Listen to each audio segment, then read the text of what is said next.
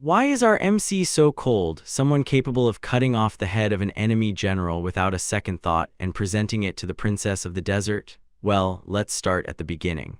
A cult gathered around a glowing red crystal placed at the center of an altar, a crowd of hooded figures chanting in praise.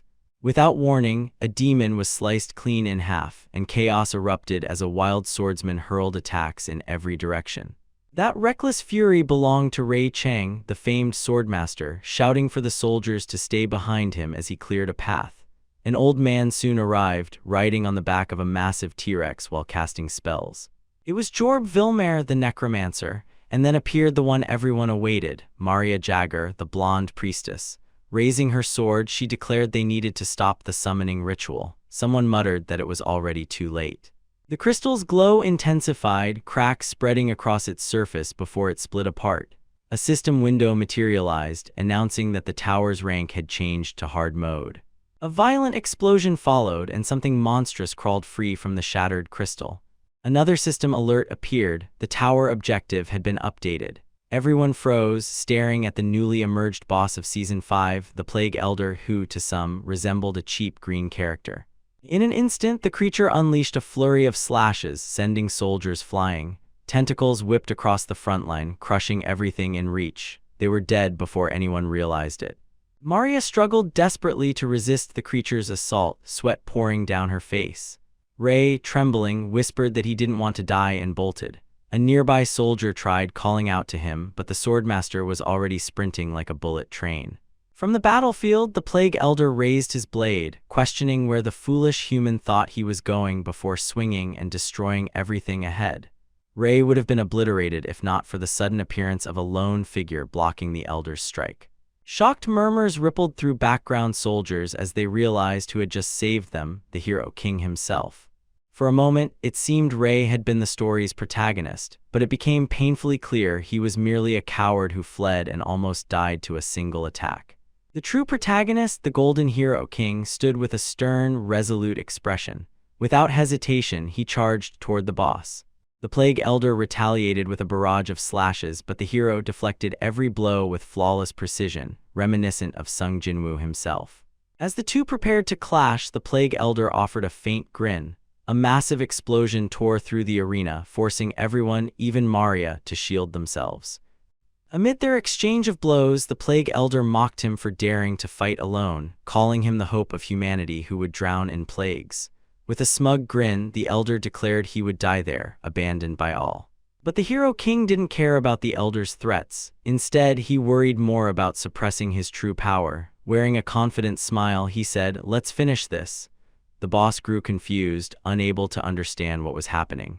A bolt of lightning crashed from the sky, obliterating the cheap plankton. Shockwaves rippled outward, and everyone shielded their eyes. George stood frozen, dumbfounded by the sight.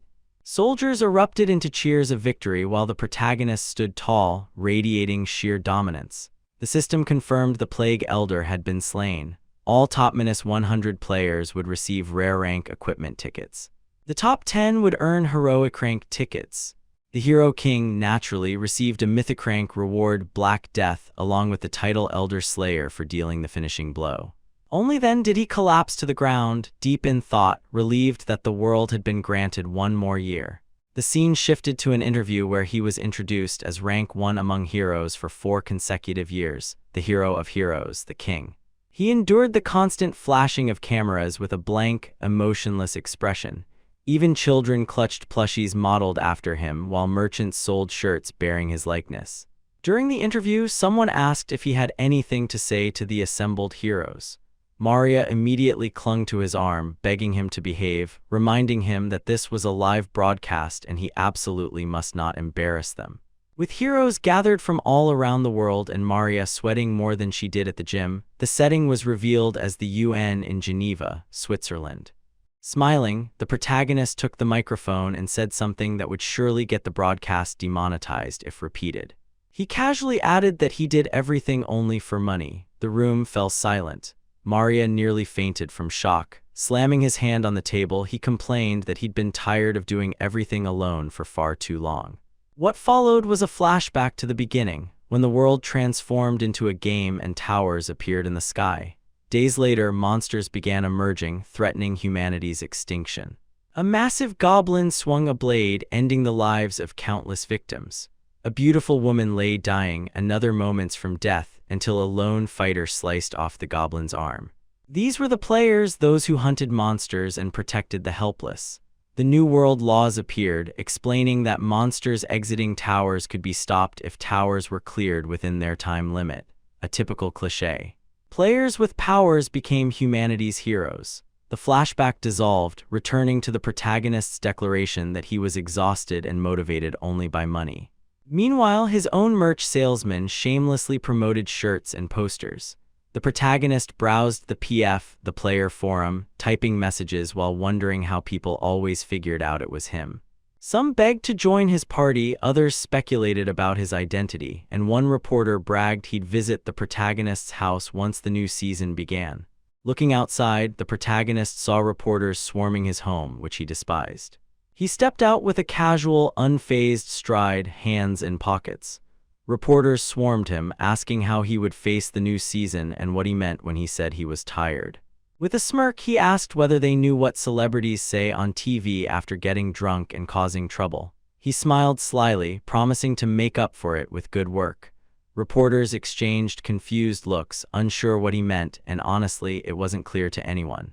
The ground suddenly shook. A tremor struck. System windows appeared announcing the start of Season 6 and urging players to review information before entering the towers. The cute little interface reminded them to be careful when descending. New towers emerged across the sky and the system repeated its warning: conquer the towers to protect the world. The reporters froze, staring upward in terror. The protagonist simply pulled up his hood and walked away, leaving behind a pile of flyers promoting his merch, a true digital marketing king. A new system alert notified that someone had reached their destination. He arrived at a quiet area, noting that the first day of the season was always empty. Suddenly, elders appeared laughing and offering blessings. The horned bald one was the Elder of Steel, and the blue-haired elf woman was the Elder of Ice. He scratched his cheek while receiving their blessings without much enthusiasm. Transcendent beings watched over players, rewarding mischief with overpowered blessings. His UN interview stunt had delighted the elders.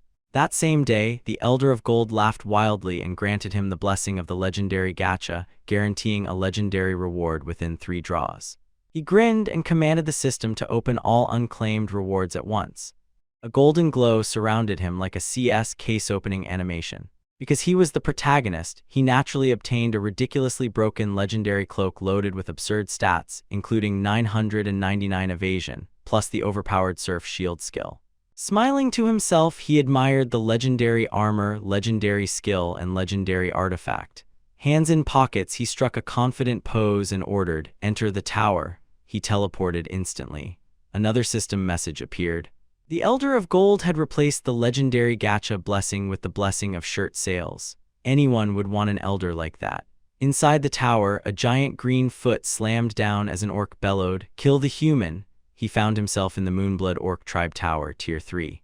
Smirking, he decided it was time to test his new skills. Create Ice Blade. An icy sword formed in his hand. Thanking the Ice Elder, he charged and unleashed a devastating slash. Orcs froze mid-attack. With swift, icy strikes, he cut through everything, leveling up with each kill. The system announced, "First floor cleared." He remarked it was a good start, maybe he'd save the world again. But on reaching the second floor, he wore the expression of someone dragged out of bed on a Monday morning. Below him, orcs were drinking, partying, and shouting. When they noticed him, they yelled to kill the hero and vowed to fight to their last breath. But he calmly leapt into the air, declaring he would send them all to heaven. The scene jumped ahead to footsteps echoing on a staircase, the protagonist already ascending to the 4th level. He admitted he enjoyed gaining experience but complained that the climb was exhausting without a rest floor. Ahead, a formation of elite orcs blocked the path to the boss, standing in a formation so predictable that he couldn't help thinking how painfully obvious the setup was. A system window appeared, declaring, "Fight for your life with honor." Another followed, announcing that the Elder of Iron had blessed the elite orcs. Their leader shouted in praise of the Elder, and the entire group roared, "Valhalla awaits us." They even began singing some kind of battle hymn as they charged toward him. He twirled his blade, mentally preparing himself. One orc rushed low while another leaped from above. He dodged and countered, but the attack dealt no damage, a confirmation that these were elite orcs with boosted defenses. They kept swinging, but he evaded every blow with perfect movement. Realizing he needed something stronger, he remembered a certain artifact. He opened his inventory and stared at it, hesitating. He wasn't entirely confident he could handle what it unleashed. The orcs grew impatient, shouting at him to come down and fight. One hurled a massive axe. That was enough hesitation. He equipped the artifact. The system announced, "You have equipped the Frozen Heart. You have gained the effects of glacial synergy." Holding his ice blade, he muttered the old saying, "The rich get richer and the strong get stronger." An orc lunged, swinging a massive axe, but it was instantly blocked. His left arm had transformed into a shield of ice. With a swift slash, he cut the goblin clean in half, the creature frozen solid on the ground before shattering. Two more orcs attacked from behind, but he blocked both effortlessly, gripping their weapons and freezing them to pieces. Their expressions shifted from rage to pure confusion. He launched another strike, cutting down two more. Another orc tried to crush him from above, but ended up sliced midair, splattering against the ceiling. As he continued mowing them down, his levels surged upward at breakneck speed.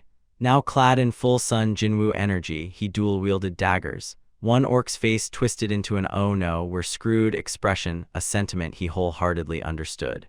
Then came the massacre, slashes, cross-slashes, icy shreds. The elite orcs couldn't even comprehend what was happening before they were already dead.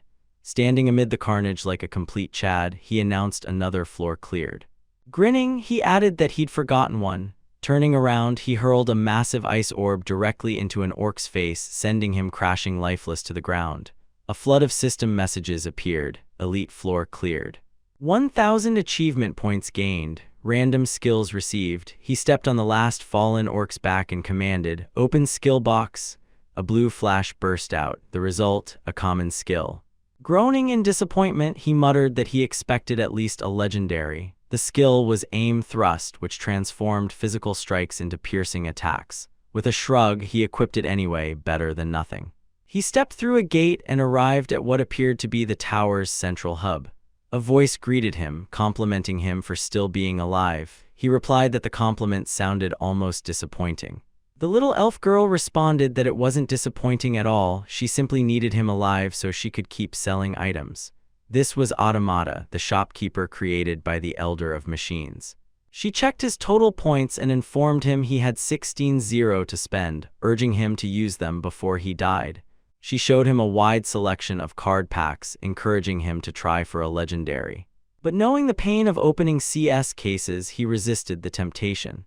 He only purchased a speed potion and a fire potion for 300 points. While he walked away, Automata shouted after him to buy the card packs, but he covered his ears, pretending not to hear her. A new system window appeared. Boss floor entered. He faced the boss, who declared that the fight would begin. The creature instantly appeared before him, launching a strike. The protagonist blocked with a magic barrier, which shattered immediately. Shocked, he retreated, noting the boss's enormous size and how small the other orcs seemed in comparison. He quickly grabbed the fire potion and hurled it into the boss's face, igniting the battlefield. For a moment, it looked as though they'd be having grilled orc tonight, but the boss roared and extinguished all fire magic at once. The protagonist had already repositioned behind him, thrusting into the back of his neck. A vertical slash followed, cleaving straight through the boss's chest. Smiling, he admitted it wasn't a bad fight. Then viscous green slime dripped from above. The boss growled, declaring the battle far from over. With another roar, he entered berserk mode. The protagonist smirked, saying he loved a good challenge. The boss unleashed his full power and the protagonist activated his shield. In a sarcastic tone, he remarked that if that shockwave had hit him, he'd be dead. Another double strike shattered the shield entirely. He jumped back and began a countdown, dodging attacks with precision. 113, 59, 3, 2, another strike came and he rolled aside. At one, he picked up the fire potion bottle from the ground and let it fly. Ding. The hit landed perfectly, almost like a magazine cover pose. With the berserk mode expired, the boss collapsed, a crater in his chest. System messages flooded in again. Orc tower cleared, rewards incoming. Among the many rewards, the most important was the Aspect skill card pack with a chance at a legendary skill. He ordered it to open. Boom, another common skill. He stared blankly, unimpressed, having received ice projectile. Checking the details, he complained that the game sucked and walked away. The next chapter opened inside the ominously named Tower of the Dark Sadness. Little demons rushed toward the protagonist while he stood perfectly still, charging a new skill. He unleashed it in a sweeping wave, cutting them down in an instant. Spreading his arms, he admitted he loved leveling up his skills. A notification announced the next wave. A swarm of purple demons appeared, ready to overwhelm him. Kang grinned, promising to give them exactly what they were asking for after 1 second. A brilliant blue flash carved through the entire horde. His skill leveled up again. Then someone called him a filthy heretic. A new figure emerged, the devil bishop, the tower boss, resembling a horned monkey. Pointing dramatically, the bishop screamed to attack and kill the protagonist. But before the demons could even move, they were already slashed and sent flying across the room. The bishop spun around, completely bewildered. The protagonist didn't wait, he sliced the bishop as well. When the creature finally realized what had happened, it was already frozen solid like an oversized popsicle. Walking toward his immobilized foe, the protagonist decided this was the perfect chance to test multiple skills, specifically how many ice weapons he could create at once. He conjured several spears, launching them one after another until the bishop resembled a block of Swiss cheese full of holes. But he still had one more spear remaining. He hurled it with full force, vaporizing the bishop completely. More system notifications appeared. He received a random equipment choice and told the system to open it. He got a common armor, which he immediately dismissed, saying he didn't need it since he already had a legendary piece. He rubbed his chin, noting he didn't feel much of a difference when using 8 ice blades at once. Suddenly, a new message appeared: confront your shadow. He turned around, seeing a massive event window. Within the tower realms, different factions existed, each led by elders. These factions competed for influence, trying to recruit powerful players. Completing missions for them granted higher rewards. Apparently, the protagonist had already accepted the quest because the next scene placed him directly inside a meeting of the Shadow Council. Members greeted him, remarking that they remembered him. One asked if he would face his shadow and learn their deepest secrets again. The protagonist hesitated, admitting that while the Shadow Council was powerful, many other factions despised them. Walmart Crow assured him they'd protect him with their cloak, questioning whether he'd forgotten their capabilities. He replied that he hadn't, and that was precisely why he was unsure. They asked what he desired. That was the moment he had been waiting for. With a shameless grin, he extended his hand and demanded the Beast of Shadows, and while he was at it, a rare dark skill card as well. The Shadow Crows fell silent, stunned. One hissed that he shouldn't overestimate himself, calling mortals worthless. Kang immediately turned to leave, saying it was nice meeting them and he hoped they'd never meet again, but someone in the back shouted for him to wait. A shadowy cat appeared, leaping toward him. Despite being a creature of darkness, it looked undeniably adorable. A system message announced, "You have received the Beast of Shadows." A special achievement followed, Hidden Adoption. The cat sat proudly at his feet as he also received 100,000 achievement points, an absurd amount, blatantly breaking all balance. Kang was all smiles, petting the cat when the rare skill Shadow Blade arrived as well. The Crow Elder, looking defeated, quietly asked if that was all. With a smug grin, the protagonist confirmed that it was and agreed to join the Shadow Council. The scene cut to him stretching, saying the season was off to a great start. He considered taking some time to rest, but before he could relax, 2 men called his name from behind. He turned around, annoyed, muttering that it was starting again. A flock of reporters rushed him, asking how he managed to clear 2 Tier 3 towers in one day and begging him to reveal his secrets. With his eyes half closed under the barrage of camera flashes, he casually claimed he was simply good, acknowledging how impressive it all was. One reporter mentioned rumors that the Chinese swordmaster had cleared a Tier 4 tower. The season was becoming competitive. Kang raised an eyebrow, surprised. Tier 4, he asked how many people were with him. The reporter explained that the swordmaster was accompanied by 5 veterans from the Chinese guild, though 4 had died in battle. Crossing his arms, the protagonist commented that the swordmaster must be extremely talented in the art of using human shields.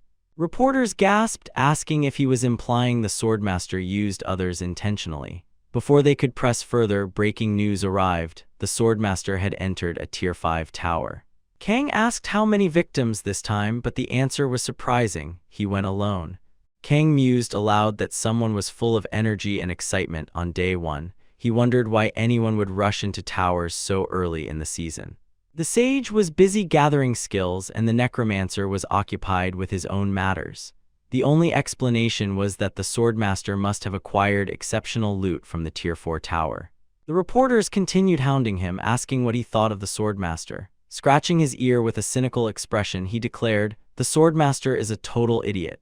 Reporters stared in shock, asking if he planned to compete with the idiot master. Raising his hand, he replied that if they didn't know him by now, he'd clarify. He was an idiot too, but the kind of idiot who wins. The reporters begged him to reconsider, but he changed the topic. He asked who could take him to the level 5 tower. The scene cut to him stepping into a golden teleportation circle.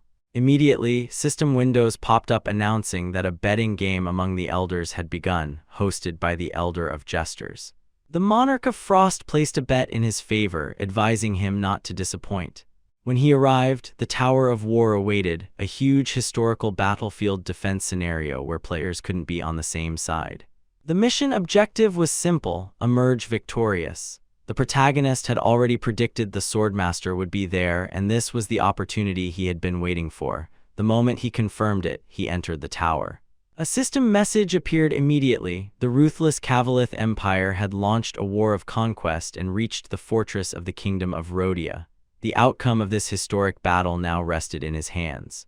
Kang was forced to choose between conquest and defense. He hesitated, unsure which side to join, until he noticed the Swordmaster had already chosen the Cavalith Empire. Without a second thought, Kang selected the Kingdom of Rhodia. Taking the weaker side meant the rewards would be much greater. In an instant, he was transported into a meeting room filled with Rhodian officers. They erupted in cheers the moment he appeared, celebrating the arrival of their player. A blonde soldier thanked God, others hugged each other with joy. Looking around at the frantic preparations for war, Kang pulled out a chair and asked who held command. Silence fell. Heavy Boots stepped forward, revealing Muta Duchamp, the fortress's defense commander. The chubby man rambled proudly about being part of the royal family, but Kang cut him off by asking whether he truly wanted to win the battle. The man nodded confidently, claiming their forces were lacking in strength but unmatched in spirit. Kang didn't let him finish. He punched the commander hard in the stomach, sending him rolling across the room like a dropped bowling ball. Standing over the trembling soldiers, Kang announced he was now in command. He ordered them to brief him on both their troops and the Empire's forces.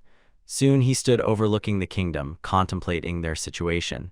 5,000 soldiers and about 900 archers, an army insignificant against the Empire's massive numbers. Fortunately, this world had no mages or magic. More importantly, the Swordmaster's skills weren't suited for large-scale battles. As the apostle of the Elder of Steel, he could only fully utilize powers tied to that monarch. Players normally contracted with only one elder, receiving rewards exclusively from that ruler. Kang, however, was a special case. Thanks to the Monarch of Jesters, he could receive blessings from several monarchs at once, a privilege no one else possessed.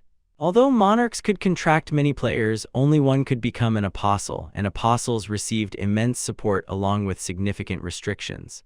The Swordmaster, for example, couldn't unleash any skill outside of steel-related powers.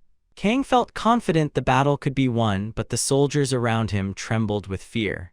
No one truly knew whether the kingdoms inside the towers were real or merely imagined constructs.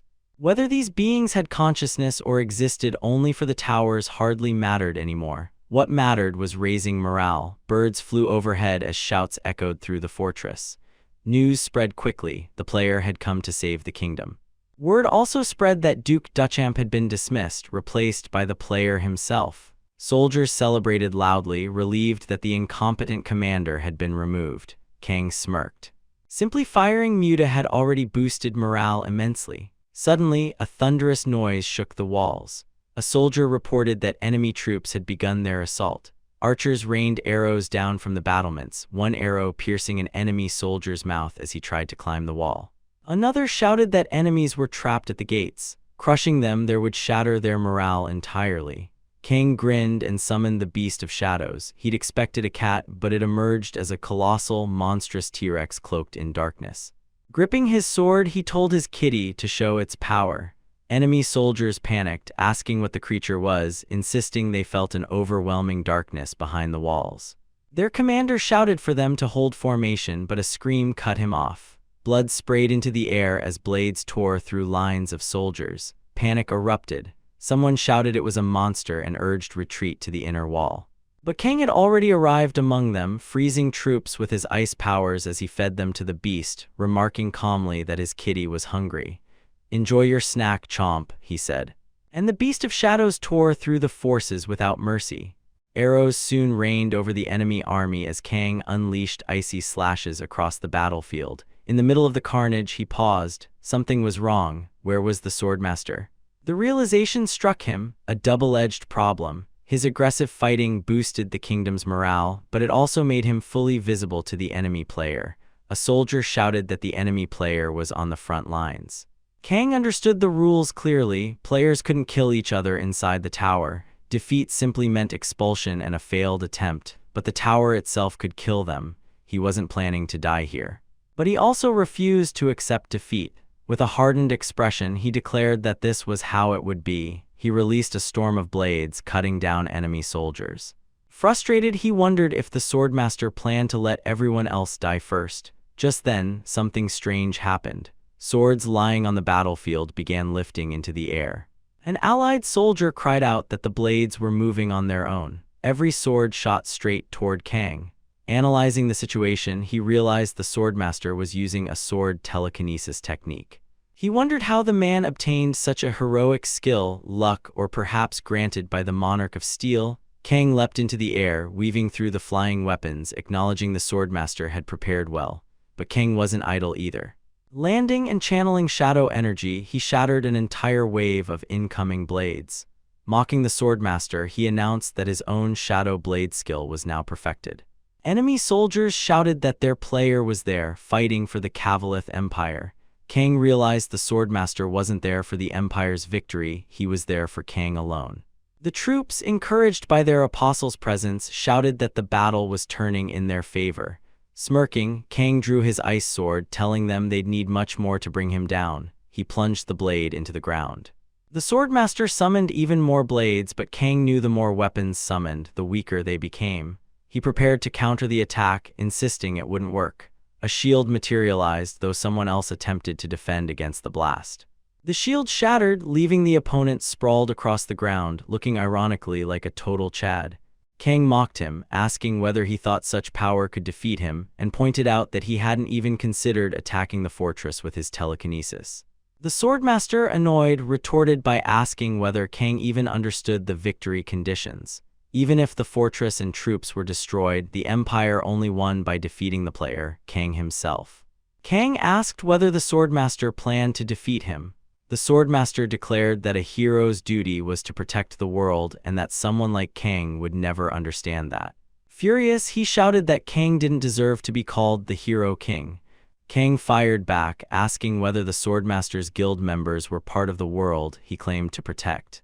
Enraged, the Swordmaster charged at Kang, yelling he wouldn't let him die peacefully.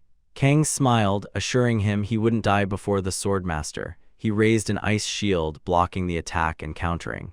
The Swordmaster insisted such tricks were useless until he sensed a presence behind him. He spun around, blade raised. The monarchs were watching. Losing here could cost him dearly. But Kang grinned and told him he wasn't going to fight him, then leaped away in the opposite direction. Confused, the Swordmaster didn't understand where Kang was going, and then it hit him.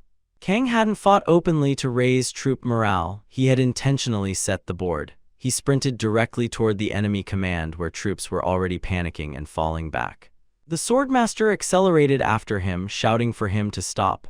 Inside the command tent, soldiers screamed about a monster attack as the commander demanded answers. Suddenly, Kang burst in. "Found you," he said coldly.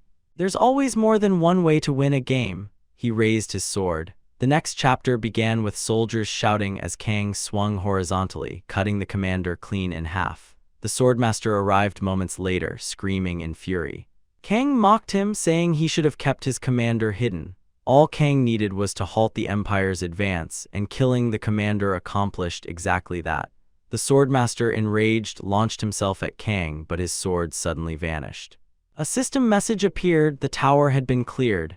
Kang now had the right to choose one of the Swordmaster's abilities. 3 options appeared. Furious, the Swordmaster shouted that he would kill Kang with his own hands.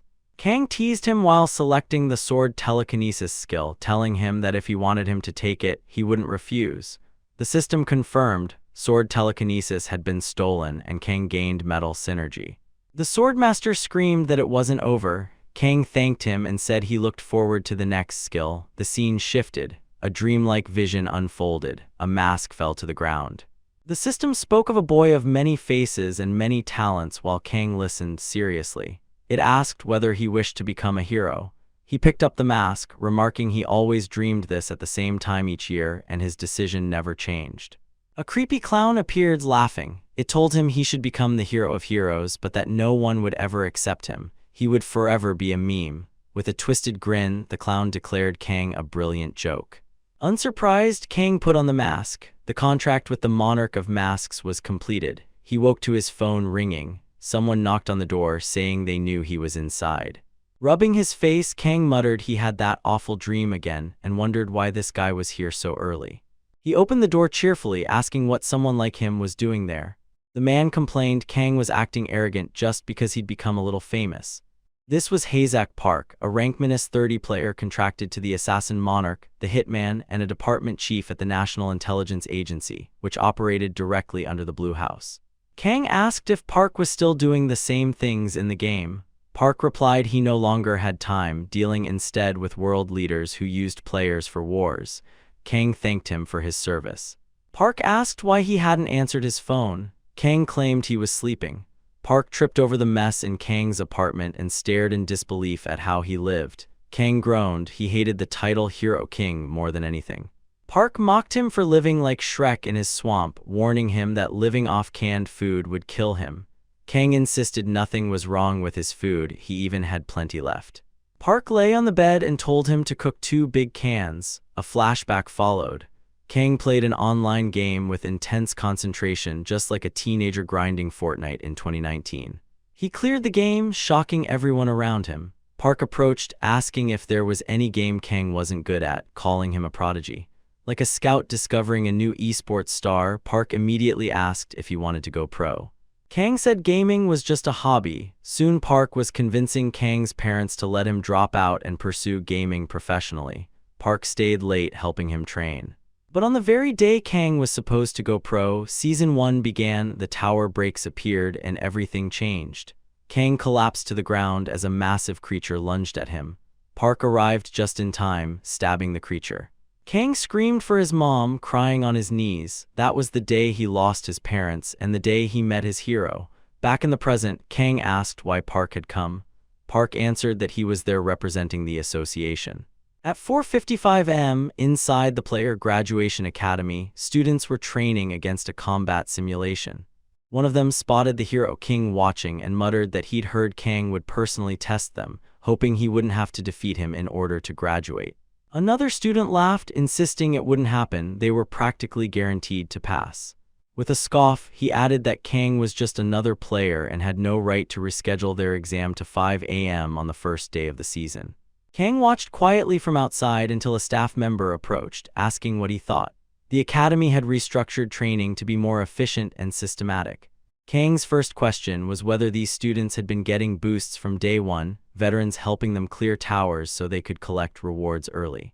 The staff member forced a nervous smile, insisting it was an honor to have Mr. Kang evaluate their finest members. Kang stepped forward, already changing into combat gear and drawing his sword. He reminded them that his conditions hadn't changed. He would evaluate their real skills and their graduation depended entirely on him. The students stiffened. The exam began. President Sono agreed to the terms, though he found Kang unbearably arrogant. Yet he remained confident that the students were ready, especially with the new season underway. He believed they might even put up a decent fight. That confidence disappeared immediately. One by one, the students fell before Kang without mercy. He dismantled them effortlessly, failing every single one. "You failed," he said over and over. Then one girl collapsed onto the ground, devastated, certain she had failed. But instead, Kang told her she had passed. She stared up in disbelief, asking how. Kang explained she was simply lucky she lasted longer than the other 12 players.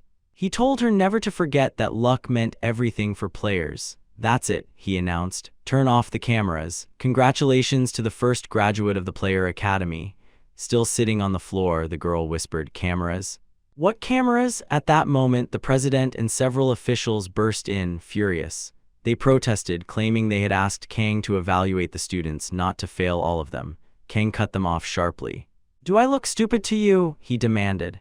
He exposed the truth immediately. All the students were children of executives, boosted by hired ranked players so the association could mold them into obedient lapdogs. Kang smirked, saying he had little hope for the association if these were their future elites. The president snapped, shouting that Kang didn't understand how the real world worked. He insisted players were nothing more than weapons used by governments everywhere to protect their nations. Players didn't get to choose. What the world needed now were war heroes, and Kang had an obligation to cooperate for the country's sake. His voice cracked into desperation, but Kang knew better. They only wanted to use players as tools of war. Since they kept calling him arrogant, he decided it was time to teach them exactly what that word meant. Before the president could continue, a staff member burst in with a tablet, saying there was a problem. The president looked at the screen, his face drained of color. Kang smiled. It looks like the academy's going to shut down, he remarked. The president demanded to know how footage of the students had been leaked.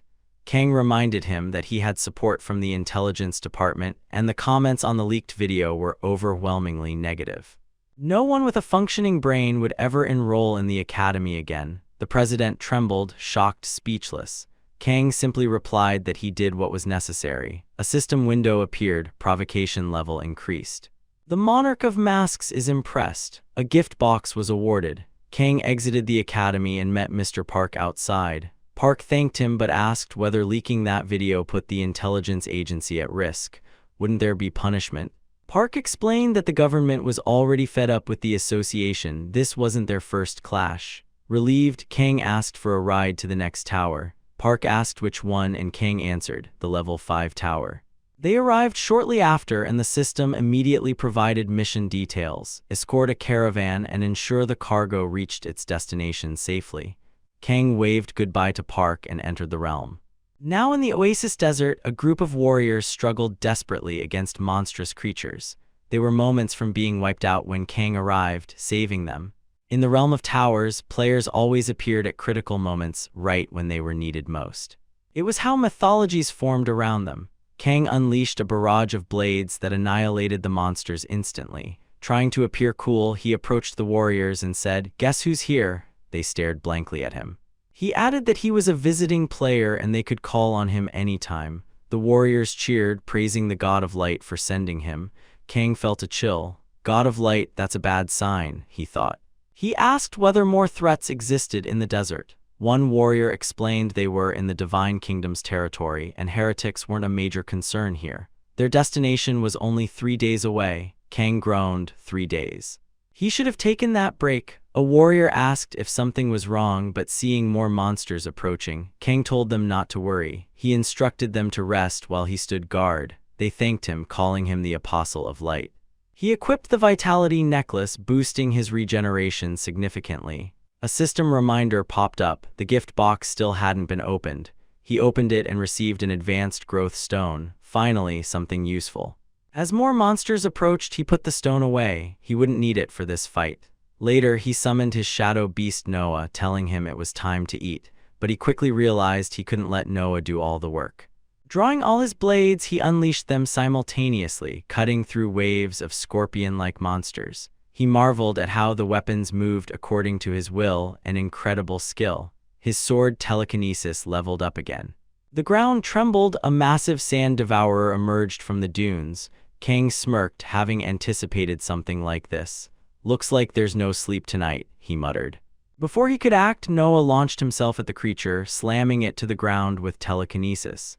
Kang finished it off instantly. Several skills leveled up: telekinesis, ice blade, materialization. As the caravan continued through the desert, Kang asked the warriors if there were knights accompanying them. They confirmed there were loyal servants of the god of light. Kang asked where these knights had been last night. The warriors explained the knights prioritized protecting the cargo. Kang found it suspicious. Even in chaos, their priority was the cargo. He asked which order they belonged to. The soldiers replied, the Crimson Crossmates. Kang smiled. Whatever was inside that carriage must be incredibly valuable. The soldier stiffened. That's none of your concern. Focus on your divine purpose. Kang realized not only were powerful knights involved, but the kingdom had summoned him, the so-called Apostle of Light, for this mission. This was far more complicated than he expected. Without warning, Kang yanked a warrior close, shielding him with an ice barrier while shouting that they were under attack. Heretics on horseback fired arrows, somehow infiltrating sacred territory. They used swift hit-and-run tactics. Kang wondered how the knights would react. The knights shouted to protect the carriage at all costs, activating the aura shield. A merchant was struck by an arrow. Kang noticed the knights didn't care at all. Their eyes remained solely on the carriage. The system reminded him of his mission: ensure the cargo reaches its destination safely. After brief hesitation, Kang stepped forward, planted his sword into the ground, and summoned the shadows. He leapt toward an approaching rider, only to realize they weren't heretics at all. They were desert elves. In the next moment, he sensed an attack and raised a shield, but the arrow pierced it cleanly. These enemies could use aura too. An elf charged, screaming for him to die. Kang blocked and recalled that these people served a particular monarch. Pinning his sword at the elf's throat, he demanded to know what was inside the carriage. The elf gritted his teeth and called him a bastard, refusing to reveal anything. The elf screamed for his allies to fire at the protagonist, urging them not to worry about hitting him. Without hesitation, the extras unleashed a rain of arrows, but Kang remained unshaken. He activated his shield, blocking every single shot with ease. The elf trembled, drenched in sweat, still refusing to answer his questions. Kang pressed him calmly, insisting he only wanted to know what was in the carriage. But when the elf remained stubborn, Kang's voice turned cold as he warned that if things became difficult, he would have to deal with the elf's companions instead. The elf's expression collapsed as an ice shard pierced the eye of one of his comrades. Soon, all of them were subdued under Kang's overwhelming power. Standing tall, radiating absolute dominance, Kang asked again, "What are you transporting in that carriage?" Panicking, the elf blurted out the truth: the cargo was Princess Syria. Kang smiled. So the heretics kidnapped their own princess. He said he would spare them this time. The elf tried to protest, but Kang cut him off, advising them to retreat while they still had their heads so they could try killing him again later. The elves fled. Moments later, a Rhodian soldier ran to Kang asking why he had let them escape. Spreading his arms, Kang said he wanted to check something. The soldier chased after him as Kang approached a guarded door and told the trembling guard to move aside. The guard refused, insisting he had no orders to let anyone through. In true Sung Jinwoo fashion, Kang summoned his demonic cat and warned the guard to move while he was still being kind. He pushed the door open and stepped inside. Princess Syria was chained, furious, shouting that she would not be rescued by a heretic. The system chimed in, warning Kang not to lose sight of his mission. The Monarch of Light scolded him for his actions. Kang ignored everything. He pulled out a knife, spun it in his hand, and slashed through her restraints. A new system message appeared: secret mission unlocked, save the princess, 300,000 achievement points. Then more windows appeared rapidly. The tower had been updated. It was no longer level 5. It was now level 5, ultra hard. Kang smirked. The game was garbage, but at least it was creative. Suddenly, angels descended from the sky. The Monarch of Light declared that Kang would pay for defying the light. The angels, light watchers, arrived to execute judgment. Their sight extended anywhere light touched, and they tolerated no darkness. Soldiers cheered, believing salvation had arrived, and commanded the angels to eliminate anyone opposing the light, including Kang. Kang stared, horrified that they would turn on him so quickly just because reinforcements arrived. The princess, sweating nervously, asked what he would do. Kang smiled confidently and told her not to worry, he had reinforcements of his own. He began casting a dark spell. The system confirmed the Monarch of Shadows approved, granting him the Shadow mental buff. Panic spread through the soldiers as darkness swallowed their vision. A deep voice echoed, "Envelop the world in our cloak." Grinning, Kang declared this mode had far better rewards. The slaughter began instantly. Soldiers were carved apart, blood spraying across the battlefield while the angels stood frozen, unable to comprehend what was happening. One angel screamed a holy command and released a blinding attack. Others repeated it, but nothing happened. A storm of darkness consumed them, disorienting them completely. A vertical slash cut one angel in half. The remaining ones trembled, confused by the overwhelming power they faced. Kang moved like a gymnast gone berserk, slicing through them. The system announced the Light Watchers had entered permanent hostile mode, but due to his alignment with shadows, Kang gained even more points and his darkness grew stronger. "That's one less," he muttered, stepping on a fallen angel. He heard a new sound. The system declared multiple factions had begun observing him. The narrative shifted to explain the layers of the tower realms. Knights and elves inside a tower belonged to the world inside the tower, but monarchs and their factions existed in the upper realm. Players acted as intermediaries between both realities. Reflections of factions appeared inside towers, but players were not puppets. They could make countless choices. By betraying the light, Kang was now rewarded generously by the shadows. Even monarchs were bound by the tower's rules. Back in the battle, Kang looked to the sky. 5 left. One angel descended wielding 2 enormous glowing orbs. The angel charged a massive spell, shouting its attack. Light rained down, attempting to purify the darkness. Kang didn't flinch. He reminded himself that no matter how badly they wanted him dead, this was still a level 5 tower. The strongest angel they could summon here was rank 9, a fixed rule. The angels screamed for the light to destroy darkness.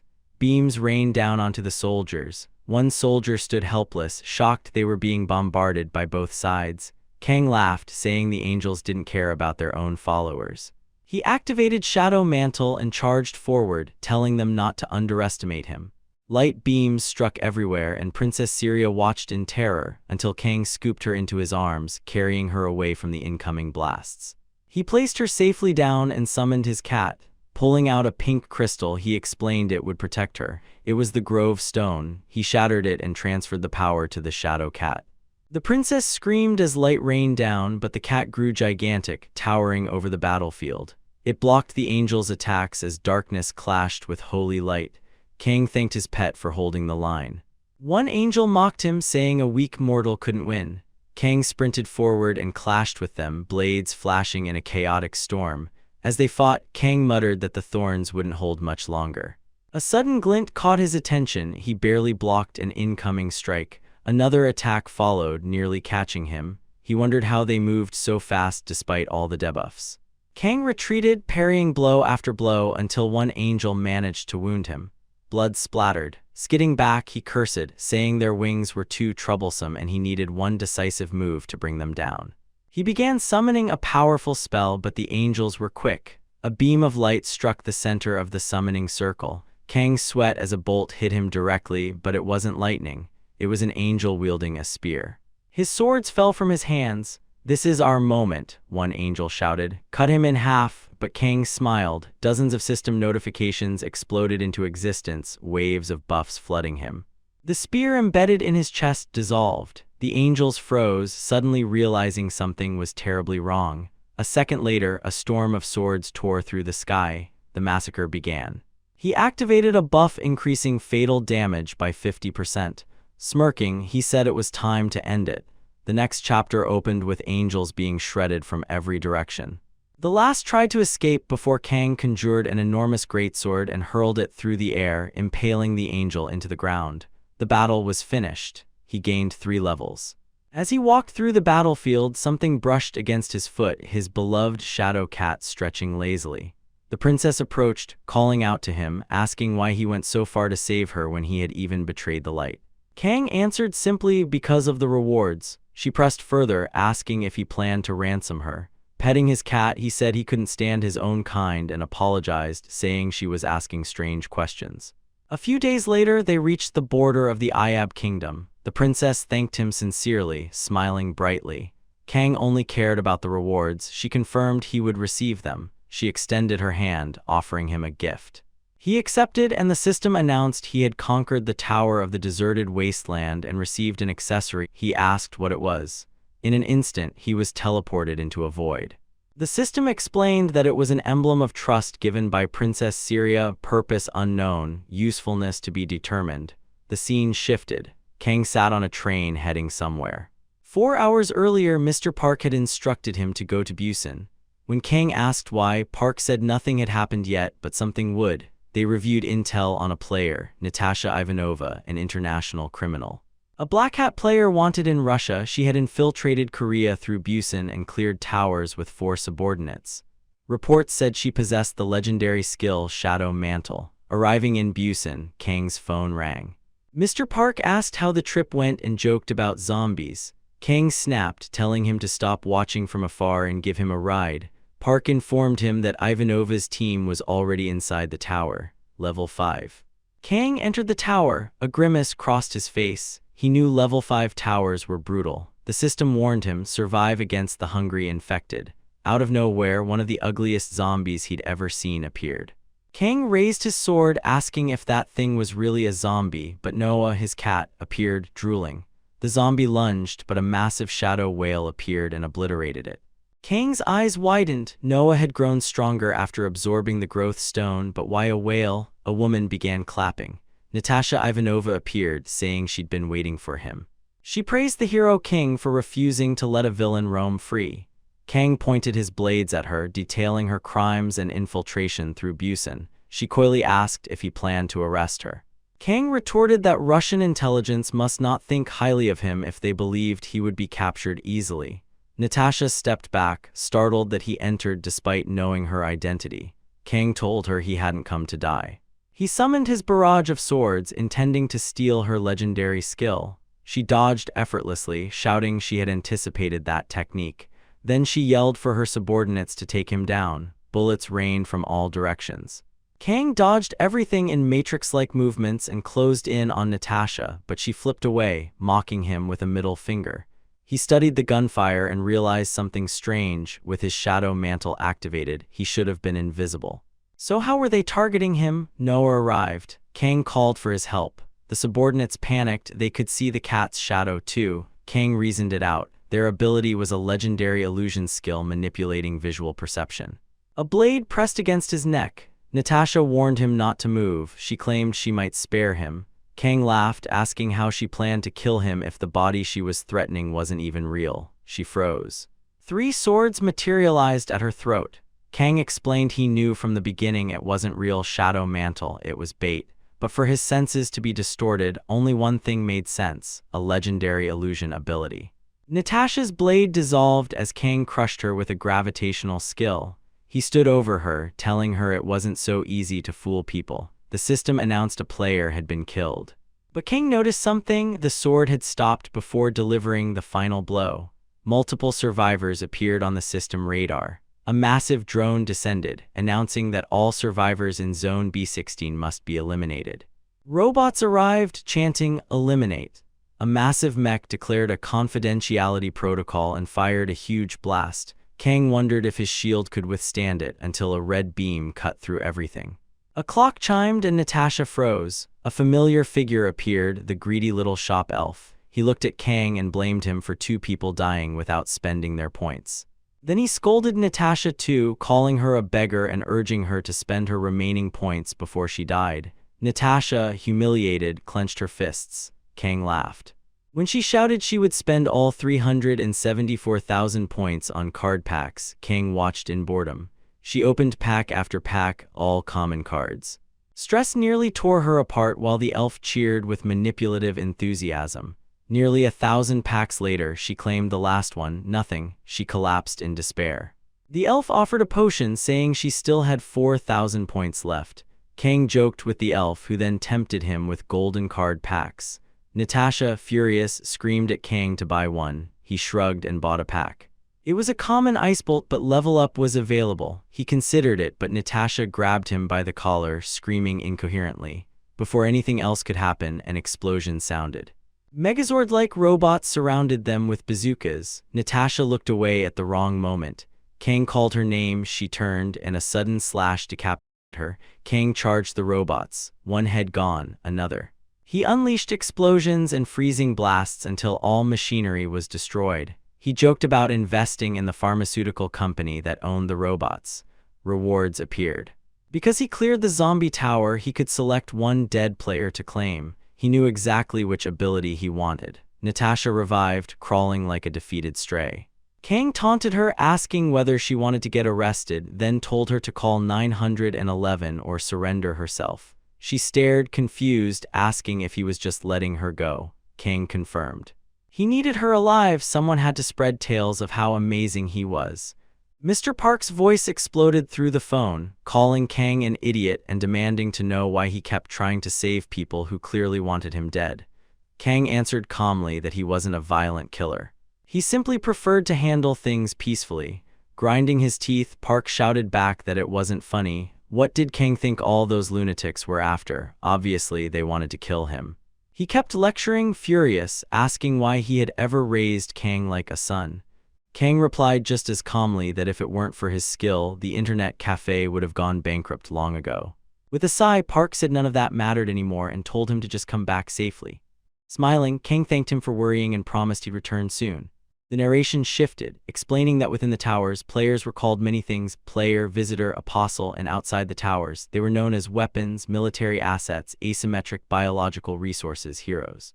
But in reality, players weren't heroes. They were war heroes, tools used by nations to eliminate threats, just like Natasha Ivanova. Kang began to wonder if that was truly all anyone wanted from him and whether real heroes even existed in the modern world anymore. At that moment, a man nearby whispered, surprised, asking if the figure walking past was the Hero King. Kang quickly pulled up his hood, realizing he'd forgotten to hide his face. The man leaned toward his girlfriend, advising her not to point because Kang supposedly had a nasty personality. Like a loyal waifu, she defended Kang instantly, saying she had heard he was actually kind. He only behaved that way because reporters were annoying. As they walked away, she said he was still the #1 hero and they were alive because of him. Kang let out a faint smile, relieved. Time passed before a reporter began shouting for an interview. Kang complained he couldn't walk in peace anymore and immediately escaped by leaping into the nearest tower. He landed inside a level 5 tower named the Tower of Sword and Sorcery, muttering that he'd rather rest inside a tower than deal with the reporters outside. Nearby soldiers praised a saint for successfully summoning a hero. Kang tilted his head. Saint, he wondered. A blue-haired woman stepped forward with a warm smile, grateful that he had answered the call. She introduced herself as Saint Elysius Aristina, the 37th saint of the holy state of Sarastina.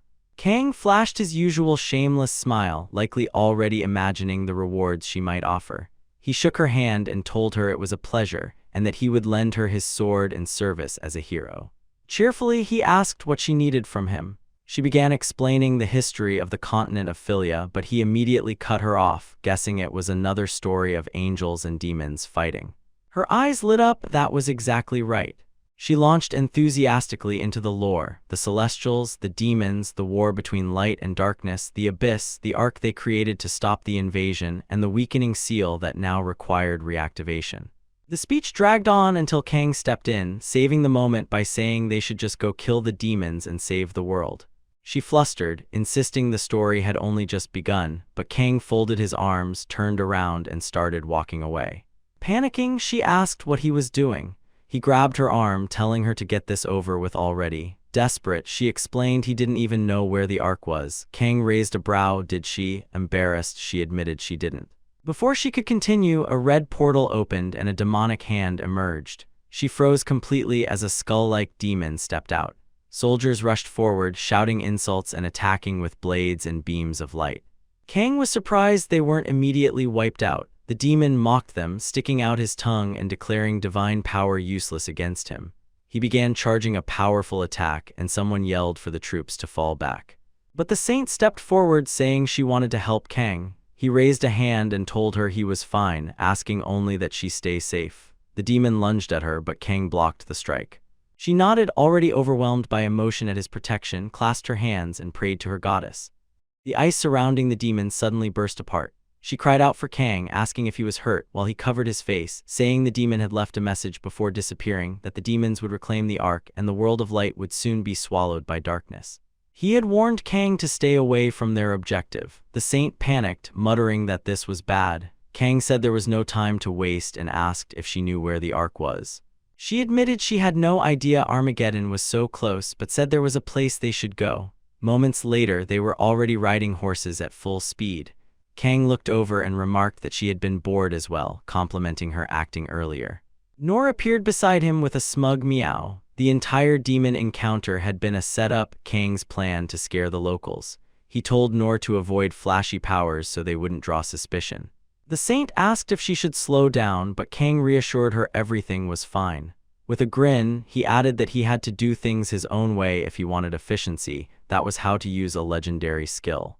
Soon they reached the Adventurers Guild. Kang said he heard they needed an item to enter the labyrinth. The blonde receptionist confirmed they would need an adventurer's license and asked them to wait for their number. While waiting, the saint explained they were in the labyrinth city of Garcia, a neutral zone between Sarastina and the Drager Empire. The city had been built around an ancient underground labyrinth filled with opportunities. Kang chuckled, saying that if they hid the Ark here, something was definitely off. Their number was called, and the receptionist asked them to sign a document. The saint began signing without reading, but Kang stopped her, pointing out that the guild waived all responsibility for deaths and that all recovered bodies and belongings became property of the city. He had to agree to this just to get a license. The receptionist smiled nervously, explaining that adventurers accepted risks for great rewards. The saint agreed, while Kang muttered that the clauses made life feel very precious. They descended into the labyrinth. On the first floor, Kang drew his sword and asked if the saint was ready. She nodded. A swarm of giant rats charged at them. Kang blocked the first and told her to attack. She fired a beam of light and decapitated it. The very next moment, they were already on the 5th floor. Kang remarked they'd moved quickly thanks to her abilities. She blushed and said some adventurers also helped, which she appreciated because they were in a hurry.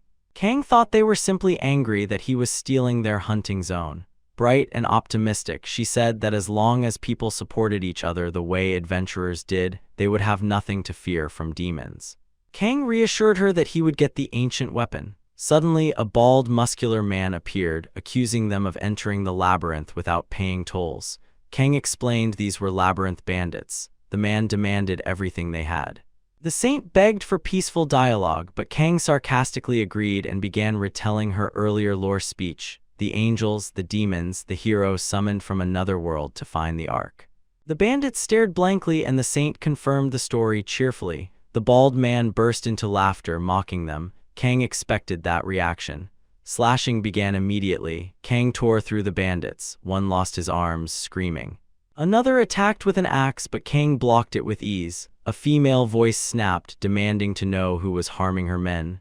The receptionist. The saint recognized her instantly, horrified.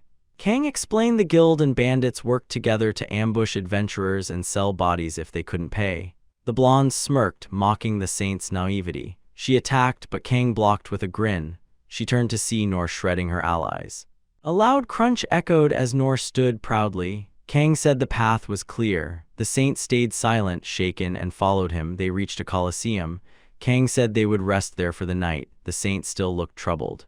He asked if the world wasn't what she imagined. Looking down, she said people were still fighting over money even as the world ended. He remembered someone saying the world needed a war between heroes. He replied that every world was similar. She asked what his world looked like. Kang said his world had been on the brink of collapse many times. Without someone like her, things became dangerous. She apologized if it was sensitive, but he said it was fine.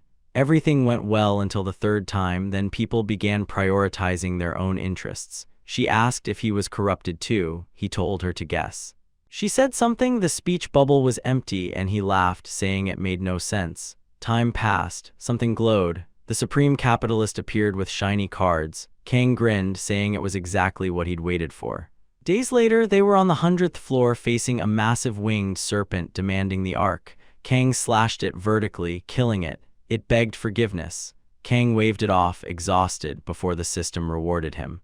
A green light appeared, the Ark. He picked it up, noting how simple it looked for an ancient relic. The system identified it as an Ark fragment. The labyrinth collapsed as a blue portal appeared.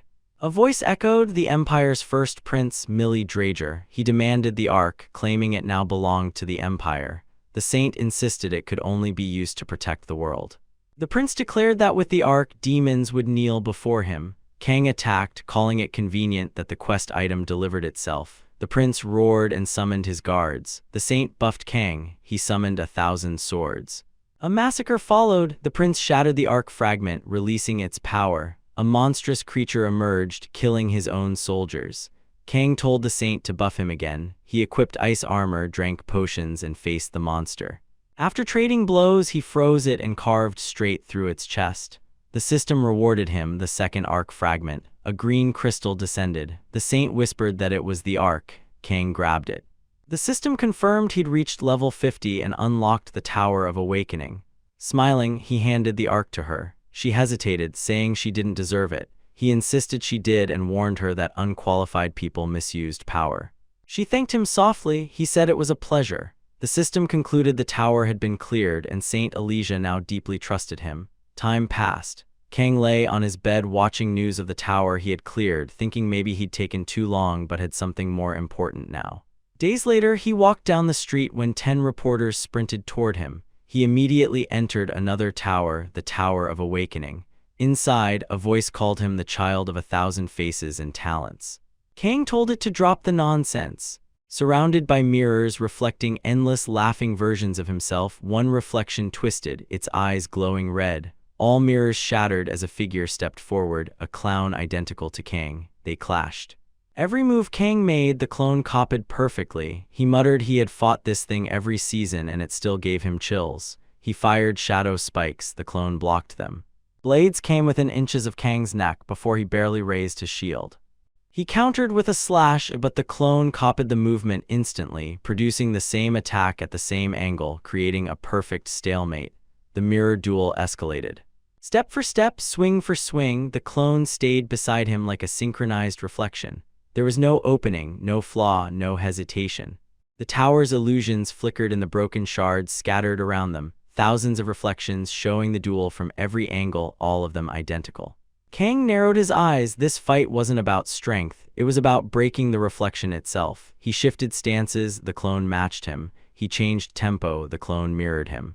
He shifted to shadow power, the clone's aura shifted identically. The two clashed in a storm of movement, blades carving arcs of light and shadow across the space. Every strike felt like he was battling his own instincts, his own rhythm, his own accumulated skill. No matter what he attempted, the clone met him perfectly. And still the clone pressed forward, still the duel remained locked in perfect symmetry. Kang gritted his teeth. A direct approach wouldn't work, he would have to break the pattern or be swallowed by his own reflection. Kang shouted for Noor, his beloved shadow cat, but nothing happened. He quickly realized he couldn't summon familiars inside this place. Backing away from the clown copy, he sighed. He had to try. The key to ending the fight was simple. He steadied his breathing, tightened his grip, lifted his sword, and rushed in. Blood splattered as both combatants struck simultaneously. The clown tilted his head and laughed, asking why he was being so serious. They could be heroes or villains, the clown said. On this stage, they could be anything. There was no reason to take things so heavily. Raising a hand, the evil double declared that there was nothing in this world worth taking too seriously. Both had blades through their chests, yet they still grabbed each other's heads. Purple light erupted around them. Kang glared coldly and asked how the clown liked that magic trick, then told him it was time to shut up. A detonation burst. One head exploded. Kang remained standing, holding the mask. He slowly placed the mask over his face, looked upward, and asked if things weren't done yet.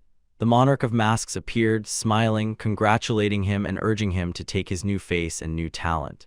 The scene shifted to a hospital. Mr. Park sprinted down the hallway at full speed, bursting into Kang's room. Gasping, he looked ready to faint. Kang simply raised a hand, smirking, greeting him casually. Relieved, Mr. Park joked that he'd worried for nothing. Kang had actually returned empty-handed. Kang frowned, annoyed that he was barely recovering and Park already wanted to push him back into work. Park teased him again, reminding him he had tons of potions and healing skills. Kang insisted these wounds were serious. Park's tone softened immediately. He agreed Kang's monarch shouldn't be underestimated and the opponent he faced must have been brutal. Kang admitted it wasn't that bad, it could have been worse. He explained that the awakening test at level 50 changed depending on the monarch. His trial required defeating a clone of himself, and in exchange, he gained a copy of every skill card and attribute he had collected. Standing up, Kang declared he'd gotten what he needed. "What's the job?" Grinning, Mr. Park revealed the mission. They were hunting criminals, and this time there was a real villain. He played footage on his phone, a city in flames. Civilians running, a deranged man waving a conductor's baton shouted joyfully about the beautiful harmony of despair. Fire exploded in every direction. The monarch of flames rewarded him for his madness, calling him impressive. The man spread his arms, praising the monarch for understanding his artistic beauty. Then he noticed people approaching to capture him and escaped into a tower. A police officer reported that the maniac had entered a level 4 tower, one that allowed only 2 participants inside. Kang walked past the officers with his hands in his pockets, staring at the burning city. A player didn't have to be a hero, but a player who set the world on fire. Kang clenched his jaw. This time he was furious, dead serious. That lunatic was going to pay. He entered the tower. The interior resembled an arena filled with roaring crowds. The pyromaniac spotted him immediately, laughing until he recognized who it was. Kang drew his sword and calmly stated that yes, they had sent him. The pyromaniac lit up with excitement, inviting Kang to join him and appreciate his art. Kang cut him off coldly, calling him a pretentious circus clown and wondering how the world became filled with people like him. Enraged, the man demanded he witness his flames. A unique skill, infernal fire orchestra. Explosions erupted across the arena. Kang dashed through the fireballs effortlessly, mocking him, typical of a failed artist losing his temper over nothing. The pyro channeled power, creating a massive fiery prison around Kang. Believing he'd trapped him, he laughed triumphantly. But Kang shattered it immediately, bursting through the flames and hovering midair. He taunted the maniac, saying he'd need much more than that. Kang raised his sword to finish the fight, but was suddenly caught in another blazing spell. The pyro cackled, calling it his masterpiece, starring the hero King himself. Inside the inferno, Kang grinned. A heartbeat later, he was behind the maniac, swinging. But the pyro narrowly dodged, surprising Kang. The maniac grabbed his neck, demanding to know how Kang performed the trick. Their illusions weren't supposed to talk. Kang smirked and said he didn't have to explain anything to a failure. The system clarified the ability he used, Oculus, a power that manipulated vision for 3 seconds, making illusions physically real. Kang created multiple illusions of himself, telling the pyro not to worry. An audience would witness his final show. His voice grew stern. After everything that maniac had done, this performance would be his last. The insane conductor trembled, screaming that his art was an explosion. He detonated himself. Kang shielded himself from the blast, bewildered as the system congratulated him. He had cleared the tower, though he wasn't entirely sure how. Knowing players could die for real inside a tower, he desperately spammed the exit command. Outside, the failed artist burst from the tower, fleeing in terror. Kang knew it. He leapt after him, striking with a clean slash. Ice blades severed the man's limbs. Kang raised his sword for the final blow, but a glowing yellow shield appeared. A group approached and a stunning blonde stepped forward, telling him to stop. Kang narrowed his eyes. Those barriers could block internal attacks. She insisted she was trying to help. The culprit had been detained and would be handed to authorities. Annoyed, Kang turned as if agreeing to let it go. But as soon as she lowered her guard, he gathered power in his hand and attacked. Panicked, she threw up another barrier, but Kang didn't stop. Noah lunged and devoured the criminal completely, leaving everyone stunned. The system warned his provocation level had skyrocketed. Even the monarch of masks was impressed. His player outfit dissolved. Everyone around him raised their weapons at him. Kang stared back calmly, stating that the man had killed many innocent people, including children, and he had no reason to let him live. Black Hat players would destroy the world long before the towers did. If killing that man made him a monster too, then so be it. The blonde stepped closer, placed a hand on his shoulder, and softly told him he wasn't a monster. Meanwhile, Mr. Park nearly screamed through the phone. Kang wasn't supposed to handle things like that. A public execution was never the plan. Now the French authorities wanted him gone. Park arranged a flight for the next morning.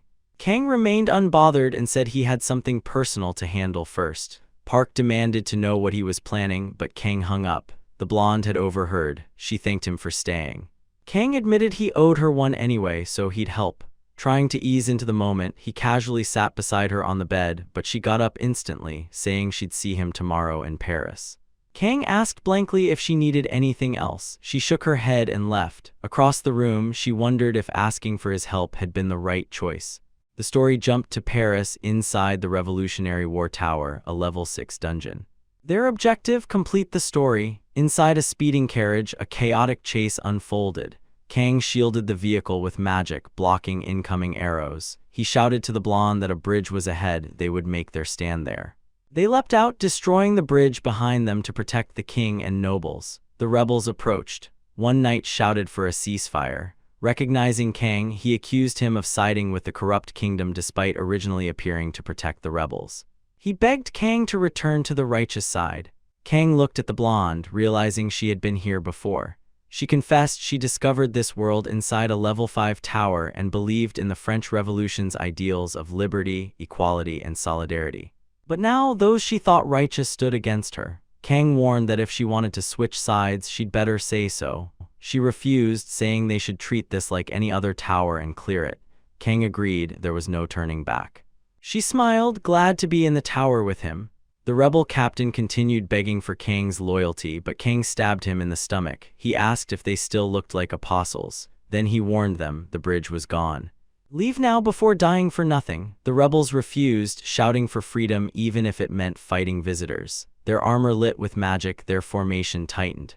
Maria cast protective spells around Kang. She yelled for him to stay behind her, but Kang seized control of the battlefield. He extinguished every light source. Maria panicked. She couldn't fight in pure darkness. Kang nearly took a hit. These level 6 enemies could track him even in the dark. He shouted for her to raise her shield. She begged him to bring back the light, but he refused. He enjoyed the fight and experience points were shared anyway. He told her the battle was already finished. She looked disappointed but reached for his hand when he told her they needed to move. Their next target was the Fat King before someone else reached him first. They entered the burning city. The Iron Duke ordered his soldiers to kill everyone, elderly, children, anyone. Maria froze, horrified by the slaughter. Kang surveyed the ruins and said this was what happened when an ideology grew too powerful, probably the same in her world. The system warned that elite Iron Blood troops were approaching. Kang grinned. Since they weren't nobles, this would be easier. He snapped his fingers. Darkness fell. The slaughter was immediate. The tower cleared. The royalists won, but were soon overtaken by the Iron Blood Duke, whose brutal regime would collapse in time. Kang received his rewards, a random skill pack and a random artifact. Reporters swarmed Maria outside the tower, asking about her partnership with the hero king. She gave a diplomatic answer, but Kang jumped in loudly, joking they had a hot night together and entered the tower as a date. Maria exploded in embarrassment while Kang kept stirring things up. The system warned his provocation level had reached a record high. Monarchs laughed and rewarded him with skill packs. When news outlets claimed he and the blonde were in a secret romance, Kang laughed, too late to tell people otherwise. Even the blonde seemed amused. Time passed. Inside the tower of the deadly glacier, an army approached. Kang told Maria to strengthen her barrier. Still annoyed by his jokes, she teased that after their hot night, a cold one was fitting. For an entire month, they cleared tower after tower across France. At the airport preparing to part ways, Kang grinned, asking whether some countries didn't have a tradition of saying goodbye with a hug or a kiss. Maria crossed her arms, calling him irresponsible, but admitted it was reassuring to have him around. She thanked him for protecting that world. On the plane, Kang looked out the window, thinking the world would be better if everyone worked together. Maybe next time he'd invite the saint to Korea. Noor suddenly spoke. Kang had caused her enough trouble. Kang jumped in shock. Noor explained that after evolving, yes, he could talk. Kang demanded to know why he hadn't spoken earlier. Noor said he didn't want to interrupt while Kang was busy flirting with the blonde. He told Kang to stop wasting time and check his new card packs. Kang opened them, hoping for a legendary pull. His deck finally seemed cohesive. Stretching, he said they should test the new cards in a tower before going home. Back in the city, Kang approached a building as people whispered, recognizing him. He spotted a kid snoring at a table in his subway. Kang kicked the desk, waking him. The brat swore at him. Kang glared and gave him 3 seconds to stand. The kid smirked. He was the president's son. Kang didn't care. He grabbed the boy by the hair and dragged him outside, announcing loudly that the hero king was coming through. The kid panicked. Kang remembered asking the association to find someone he could mentor while testing his new deck. He regretted it instantly. The brat had no talent and probably couldn't clear a level 3 tower alone. Realizing who Kang was, the boy gaped, asking if the hero king would really help him reach level 4. Kang casually confirmed. Inside the butcher slaughterhouse tower, Kang kicked the newbie forward. The kid hit the floor in front of monsters and ran immediately. Kang asked why he wasn't fighting. The boy yelled that letting him die was a bad idea. Kang realized the kid's expensive armor was carrying him. The brat didn't know how to fight. Spoiled children never had a will of their own. These were supposed to be the future protectors of the world. While Kang pondered this, the kid got mauled. He screamed for help. Kang finally moved, unleashing shadow power to clear the area. Feeling proud, Kang declared that was how it was done. The brat cursed him, saying his father would retaliate. Kang smirked, giving the boy false hope. He said the mission was a valuable lesson. Relieved, the kid asked if that was his intention. Kang replied bluntly, of course not, he was useless. He activated his assassin card and cut the boy down. The kid collapsed.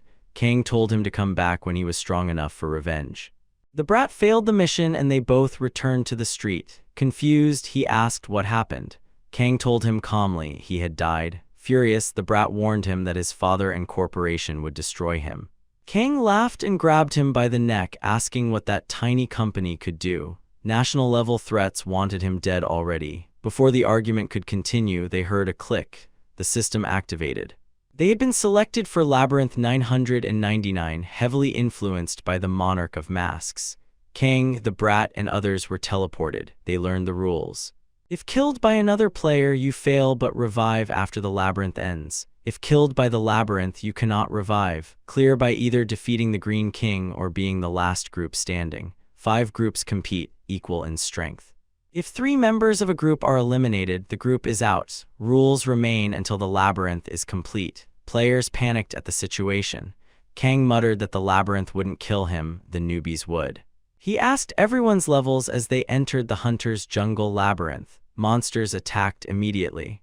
Kang shielded everyone and wiped them out. His team was weak, meaning enemy groups were probably around level 40. He knew they'd be targeted. He told Noah to protect everyone. Their guests had arrived. Team C charged. Kang already had a plan. He went straight for 3 kills, knowing eliminating most of a group disqualified them.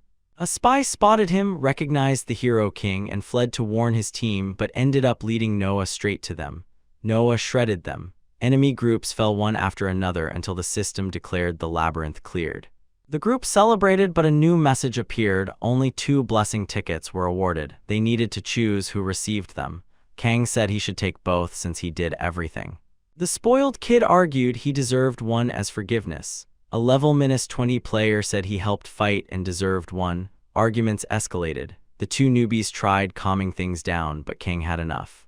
He ended the argument instantly. Those 2 should be satisfied with the points earned, he said. Anyone else want to complain? Silence. Kang took all rewards for himself. He opened 2 cards, both B rank. Nor teased him for his awful luck. The system offered to combine his flame resilience into fire inhibitor, which he accepted. He explained blessings were always worth getting. They persisted across seasons. Petting Nor, he wondered aloud if he should look for a fire aspect tower. Nor refused. Too hot. He preferred dark and cold places. Kang found him picky but cute. Suddenly, the system called him. The Tower of the Holy War summoned player Yusong Kang. His pendant glowed. The symbol of trust carried great influence. The tower was level 7. Would he answer? Smiling, Kang stepped forward. Upon arrival, someone thanked the gods of shadows for hearing their prayers. A regal elf queen appeared, tall, elegant, commanding, thanking him for answering as well. It was her, the same arrogant princess from before, the one he saved. The one who gave him the necklace. She had planned this all along. Kang stood and remarked that she was the princess from before. He moved to approach, but 2 spears crossed in front of him. He stood before the Supreme Queen. She stepped forward and declared she owed him an immeasurable debt, and he had once again answered her call. Kang smiled, noting she had become famous since they last met, likely crowned queen after clearing the Pale Desert Tower. He stepped closer to the queen and with calm formality asked how he could serve her majesty. but inside he couldn't help questioning why she had summoned him again after safely returning home and ascending to the throne. Before he could dwell on it, the story cut away. A soldier knelt before a priest, breathlessly delivering urgent news. Shocked, the priest cried out that the holy city had fallen to the ruler of the Odd Kingdom. In despair, he prayed to the god of light. A narration followed. After Pope Urban's death, Pope Gregory sought to reclaim the holy city. To do so, he summoned every human king across the continent: Richard the Dragon Heart King, Barbarossa the Crimson-Bearded, and High King Philip II. Thus began the Third Holy War, a brutal struggle between desert elves and humanity for control of the holy city. Kang listened to this, nodding slowly, thinking he understood, though to him it was basically just a clash of faith. He wondered why they couldn't simply tolerate each other when, in his eyes, they were all heretics anyway. The princess declared that the three kings were already marching their armies into war, likely heading toward the fortress since it was the closest to the holy city. Striking a confident pose, she asked Kang if he would fight for them. Kang glanced across the horizon, putting a hand to his forehead. He asked if the approaching force belonged to the Dragon Heart King. The dark-haired elf beside him looked stunned that he could see that far. Preparing for battle, Kang pulled out his cards, swapping Oculus for Icebolt. A massive ice sniper rifle manifested in his hands. He leveled the weapon toward the distant enemy lines and told Her Majesty to leave things to him. The system chimed. Icebolt upgraded to 3 stars, effective range and damage drastically increased.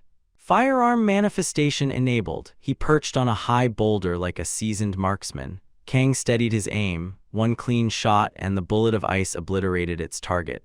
Below, someone shouted that it was the visitor from yesterday. The commander ordered shields raised, forming a tight wall that blocked further shots like Viking warriors. Kang noted that the shields had been blessed by the Monarch of Flames. That monarch had been meddling ever since Kang began receiving gifts from the Monarch of Frost. The commander ordered Squad 2 to locate the visitor. Kang leapt from his perch, charging straight at them with a grin. It was time to settle things. Arrows rained down from the Queen's elven archers as they supported him. Soldiers panicked, asking whether they should regroup, but the commander refused. He insisted their god's shield would block any heretic arrow. Right as he spoke, an arrow punched through his shield and into his skull. The princess smiled. Everything was happening just as Kang had predicted, meaning the enemy's main force would appear any moment. A soldier shouted in horror, asking why the apostle was fighting for heretics. But prayers turned to screams as Nor tore across the battlefield. The shadow cat summoned the colossal whale once again, smashing enemy lines under its immense weight. Even Nor looked surprised when something sliced through his shadows. A soldier stepped forward wielding a glowing red sword, telling his men not to lose courage before the god of light, Richard the Dragon Heart King himself. He charged directly toward the elven queen, but a massive shadow rose behind him. For a moment, it looked like he was swallowed whole until his crimson blade tore Nor's darkness apart. Raising his sword, he shouted as the god of light commanded him. He slammed the blade into the ground, yelling, "Avance!" His soldiers roared, "Amen!" Kang stared blankly, muttering that this looked very bad. He began channeling his ice blades until a volley of arrows rained down from the elven side. Archers yelled for Kang to stay focused. More elves barreled in with fanatical grins, shouting that they would dry out the heretics in the Queen's name. Kang thought the same thing he had thought since arriving. These people were absolutely insane. Battle erupted in total chaos. Light clashed with shadow, but the elves overwhelmed the kingdom's soldiers, cutting them down relentlessly. The Dragonheart King watched his army crumble, enraged, and cut down one of the elves. Kang met the king's gaze, drew his blades, and smirked. Now things were getting interesting. He rushed in, unleashing his signature wave of slashes, but the king blocked all of them simply by raising his sword. He charged Kang immediately, demanding whether Kang had any idea who he was facing. Kang dodged with ease and remarked that the king was the enemy about to give him a huge reward. He grabbed the king's head, marking him with the seal of death, then challenged whether the king truly had the heart of a dragon. But something flashed across his interface, a debuff. Weakness to target. Accuracy reduced by 50%. Dexterity and evasion reduced by 50%. He tried to retreat, but the king roared that no heretic would triumph over him and violently impaled his own horse, sacrificing it. A massive surge of power burst outward. Kang shielded himself, baffled. Even with the debuff, the king fought with terrifying strength. The king began chanting. He offered blood in his lord's name. He begged for the power to wipe out heretics. Then he charged straight at Kang. Kang swapped Ice Bolt for telekinetic blades. The king swung a fiery red slash, but Kang parried and answered with a barrage of flying swords clashing with the crimson blade. Dark red tendrils, blood-soaked hands burst from the ground. The king's body twisted, veins bulging monstrously. Kang cocked his head, thinking the surge of power came from blood density. He dropped his sword and spread his arms, deciding this was the perfect chance to test something. He activated a new ability. A massive magic circle expanded around him. Kang lifted one finger and commanded, "Rise." Dead soldiers across the battlefield rose again. Sun Jinwoo 2 from Walmart had arrived. The Dragon Heart King demanded to know whether Kang believed abominations could stop him, but froze when he heard cracking. The undead corpses began to reshape, forming jagged spikes erupting from their bodies. They hurled themselves at him. One landed a hit. The king fell to his knees. The undead faded as the system warned Kang his proficiency was too low, but the job was done. The king knelt, defeated. Kang stepped forward and added another kill to his list. The view shifted back to the Elven Queen's palace. Kang opened a chest and presented her with the Dragon Heart King's severed head. She thanked him but reminded him that they had only defeated one of the 3 heretic kings. This war had only just begun. Kang understood. He stared out the window that night, clearly unenthusiastic about her words, and decided to sleep. But then green portals opened behind him. The supreme capitalist elf appeared, grinning. He congratulated Kang for maxing out Ice Blade materialization and offered the advancement stone if he upgraded the shop. Kang smiled faintly. He had been expecting this. He spent 3 million points, upgraded the shop, bought the advancement stone, and fused it with Ice Blade, unlocking Ice Artificer, allowing him to use any Ice Aspect skill card even if it wasn't equipped. He looked up and said the weather was about to change. Summoning countless ice blades, he tore through everything around him, remarking that it was a good day for his enemies to meet their maker. Soldiers barely had time to react before being erased in a single frame. Kang continued forward, saying their leader had no intention of appearing, so he would hunt him down personally. A flashback revealed the queen explaining that Redbeard Barbarossa had moved his camp overnight with only a few soldiers. Kang complimented her intel team, but she admitted human informants were responsible. The 3 kings held deep grudges, still fighting each other in secret. This opportunity couldn't be ignored. Redbeard's army was the strongest, so she gave Kang her elite units and requested he take on the mission. Now, standing before the tent, Kang remembered he was prepared to kill the target and escape if things went wrong. The intel seemed accurate, but the king wasn't there until Kang threw open the tent flap and swept ice across the ground. He found him. The man collapsed and dropped his goblet of wine. Kang eyed the cup, wondering if it was poisoned. He laughed hysterically as a soldier entered, reporting that everything was secure, then froze upon seeing the corpse. It hit Kang. In the real world, ever since the first season began, nations had been assassinating foreign players. They prioritized national interest above all else. He stomped on the poisoned glass in fury, calling it ridiculous. The queen began sweating, horrified, been poisoned by his own people. Kang realized the intel wasn't a trap. They simply wanted to ensure Redbeard died. She asked desperately who would betray their own with a war approaching. Kang replied that this was exactly why they did it. They took the glory while weakening 2 rival kingdoms. She said they now had to worry about the Grand King's army. Kang pointed out that survivors from the other 2 armies would now join the Grand King anyway. A soldier burst into King Philip's tent, breathlessly reporting that heretics attacked and annihilated Redbeard's forces. Philip smiled, eager to blame the elves. He declared that Redbeard's troops were now his. His commanders praised him, saying he would restore the sanctity of the holy city. Philip raised his hand, declaring he was guided by heavenly messages. He proposed sending the former armies of Redbeard and the Dragon Heart King into the front lines. Back at the battlefield, Kang surveyed the merged army, Dragon Heart King's troops, Redbeard's armored soldiers, and a new force under the same banner. They were using the fallen king's soldiers as human shields. Classic tactics. Kang sighed. He'd read the same war cries in actual history books, as if killing enemies ever brought peace. He turned, pulled out a card, and summoned Zephyr's Western Wing. The buff activated. He launched into the sky and rained ice magic on the front lines. Soldiers spotted him, shouting for vengeance for their kings. Philip raised his sword, unleashing a massive wave of fire that cancelled all the ice attacks. Soldiers cheered that the gods were with them.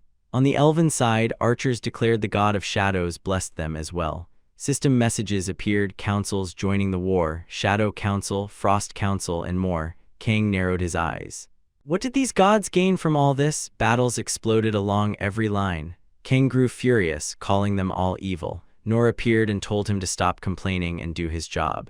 Kang cracked his neck and agreed he'd end this right now because he was tired of watching this nonsense. The Shadow Council sent a message, "Do not disappoint us." They granted him 100 shadow puppets. He landed atop one and grinned, generous. Then he noticed something, angels. Rank 9 angels had returned. He ordered the puppets to handle the angels while he focused on one man, King Philip, who descended from above and swung a vertical slash at him. Kang dodged, Philip laughed, Kang froze, that cape, he recognized it. Philip was a player too. Philip smirked, calling Kang a heretic bastard, and charged. Kang taunted him for being a villain despite claiming to serve the light. Their swords clashed repeatedly mid-air. Philip broke away, and Kang complained this game was unfair. Everyone had wings but him. Immediately, the Shadow Monarch buffed him with wings of his own.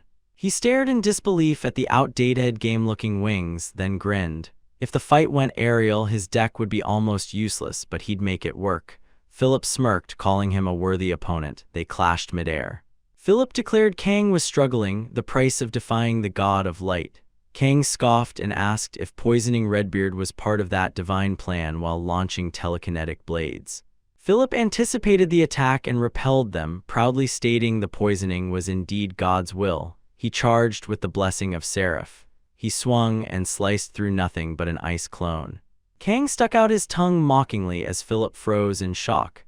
Kang appeared behind him and struck, a finishing slash burying into the king's chest. He commented that wings drastically narrowed field of vision, but the king's blade glowed. The system warned that an archangel of rank 8 had descended onto the king's body. Kang flew back at full speed as Philip's body exploded in radiant light. The king healed instantly, transformed, halo blazing, standing like a final boss. Kang thought demons weren't the only ones capable of possessing bodies, angels could too. Their weapons gained new attributes as they charged again. Thunder echoed with each clash, rain poured as flashes lit the sky. Kang fought relentlessly, but sweat dripped down his face as the angel sliced off one of his shadow wings. The angel dove in, aiming for Kang's chest, but the severed wing sprouted spikes, stabbing the angel. Kang's ice blades shot forward, impaling the angel repeatedly. He checked the angel's neck to confirm the kill as the half-frozen figure attempted to speak, but the system interrupted. Boss defeated. Great King Angel. Kang muttered that he didn't need wings to fight in the sky. He hurled the remaining wing like a spear at the falling angel. Soldiers below screamed, seeing something falling, the angel's corpse, riddled with blades, crashing down. The system announced the course of history had changed. His equipment shifted, granting a corrupted special item and 100 points. Kang exhaled, finally done. A flash later, he exited the tower. A global announcement declared he was the first player to clear a level 7 tower. 1,000 reporters waited. Kang tried to cover his face, bewildered at ending up right outside his own house again. One reporter yelled that they noticed the cross on his coat was gone, asking if he had switched equipment inside the tower. Kang shrugged. Probably. He was bombarded with questions as Mr. Park arrived late, complaining to his driver. A woman told him to relax, saying he'd been trying too hard to protect Kang. Park argued he was just trying to keep the kid from doing something reckless, but Kang grabbed the microphone. He asked the reporters if they wanted to hear him say it again. He was sick of this. Sometimes he wondered why he even bothered saving the world. It didn't seem worth it anymore. With a cold smile, he asked, "Do you like wars?" Reporters stared at him, confused. He went on, "Wars where molten iron drips down castle walls, arrows fly everywhere, guts spill across the ground. Wars of the 21st century, missiles falling from the sky, bullets tearing people apart, children blown up by fighter jets. In every age, guts were scattered somewhere." So he asked again, "Do you like war?" Terrified murmurs spread. No one liked war, they insisted. He laughed softly, saying wars were awful whether you won or lost. He remembered his talk with the elf queen. After defeating everyone, she confessed she was consumed by fear. He had asked what she could possibly fear. She wondered whether their goddess really wanted all this bloodshed. Returning to the reporters, he said he now understood their answers. Ordinary people had no reason to like war. Then he asked, "Do you like heroes?" A blonde reporter hesitated, then said yes. Kang tilted his head. Why were heroes called heroes? Because their outstanding performance on the battlefield made them heroes. Heroes were byproducts of war, so how could people like heroes but hate war? He accused them of lying. They liked war more than they admitted. Reporters were stunned. One tried to object, saying his perspective was an outdated worldview irrelevant to modern society. Kang mocked him, saying outdated was funny coming from people whose northern neighbors and far western neighbors tried to assassinate him every season. Espionage was just another form of war. The blonde reporter gasped and asked whether foreign nations had sent assassins after him. Kang covered his mouth dramatically. Apparently that was classified. Oops, he just couldn't shut up. Another reporter asked him to clarify which northern neighbors he meant. Kang refused to elaborate as a line of black cars arrived. Still calm, he continued speaking. He realized world leaders were too busy fighting one another, even when their world could end tomorrow. They saw players as weapons, using them in national conflicts. They asked Kang to fight their enemies instead of the world's real ones. So he asked, "Why should I even bother saving this world?" Everyone froze. Mr. Park froze. The blonde reporter froze. His phone picked up his words as he restated the question. Does the world even deserve to be saved? Silence filled the air. Finally, one reporter dared to answer, yes, the world deserved to be saved. Kang asked why. A man from the crowd shouted back, because innocent people must not die, because Kang, as the hero king, shouldn't abandon his duty. He was supposed to be an example. Kang sighed long and deeply. A warped, twisted voice echoed through Kang's mind. Why so serious? The clownish tone taunted him, reminding him that on this stage he could become a hero or a villain, whatever he wished to be. Kang felt himself nearing a breaking point, but he forced a crooked smile and replied darkly that he had only been kidding. Nobody needed to take what he said so seriously. Mr. Park realized what was happening. He shouted Kang's name, grabbed him by the arm, and pushed through the crowd while flashing his badge. As reporters tried to stop them, Kang turned toward the cameras. He told everyone watching to stop bothering him about duty or convictions. Nobody wanted to see what would happen if an idiot like him ever began taking those convictions seriously. Pointing to a reporter, he ordered the moment to be aired on TV. Someone tried to call after him to make him wait, but Mr. Park dragged him out at full speed. Right after the speech, a system message appeared. The monarch of jesters was absolutely delighted. The monarch of war was impressed. A reward was granted, class blessing. Mr. Park sighed, said he'd go downstairs to handle a few things, and asked Kang to take care of the rest. Before Kang could reply, multiple system windows popped up. The monarch of parallel worlds laughed maniacally and granted him the tracking talisman effect. Using keyword X9, he could analyze an opponent's weaknesses and increase his critical strike chance.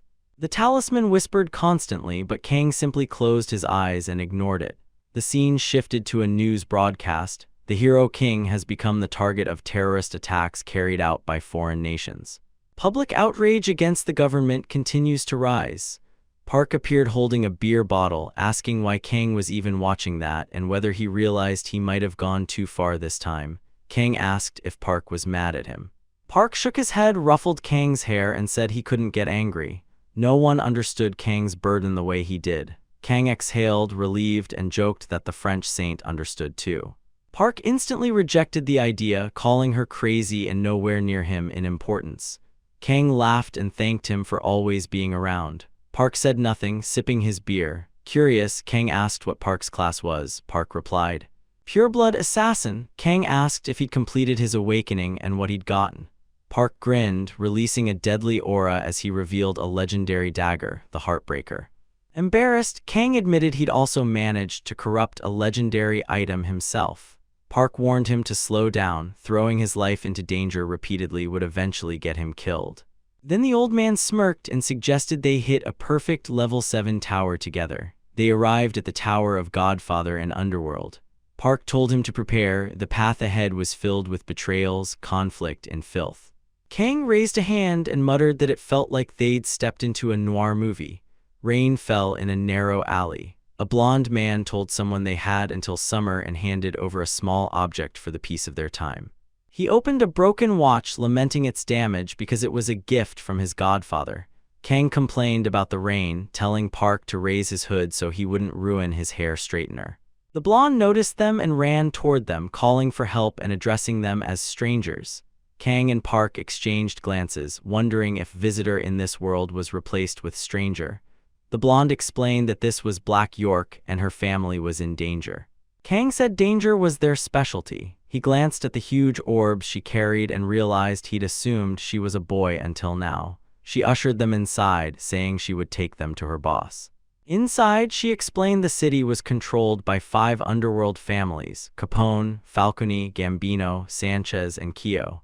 A meeting was set in 3 days to decide ownership of major businesses. But her godfather, head of the Capone family, had been killed along with several executives. Kang asked about the godfather. She told him she had been an orphan until her ability surfaced, but it wasn't useful. Her godfather adopted her and her life improved. He had been her savior. Kang nodded while Park poked around curiously. She continued, during the attack she managed to save only her savior's son, who was now head of the family. A man with a cigar welcomed them, introducing himself as the president of Capone Enterprises, the boss of the Capone family. Mr. Park blurted out that the kid was the boss. A blonde boy stepped forward, snapping at Park and declaring himself Vito Capone, legitimate heir and head of the Capone family. The woman told Park to calm down, adding that foreigners were bad at judging character. Vito radiated charisma. Park was left flustered. The boy covered his mouth dramatically and told Rebecca to continue. Rebecca explained they wanted to restore the Capone family's glory. They needed to acquire as many businesses as possible at the upcoming meeting and eliminate the ones who killed the former boss and executives, as well as the mastermind behind it all. Kang asked if they suspected anyone. Rebecca said any of the 4 other family heads or all of them together, though Gambino was the prime suspect. Kang studied the photos and asked if he could kill them all. Rebecca said that would be fine. Any enemy of the family was marked for elimination anyway. Kang glanced at Vito, saying the boy didn't seem to agree. The kid nearly had a heart attack before insisting that the Capones reached their peak under his father, and Rebecca saw how he accomplished it. Anything she said reflected the Capone way. He never disagreed with her. Kang replied that Vito was the boss, not Rebecca. Panicking, the boy muttered that she knew more than he did. Kang cut him off, concluding the boy also wanted to kill them all. Vito, rubbing his head, said he'd rather keep things steady until they were certain, like his father did.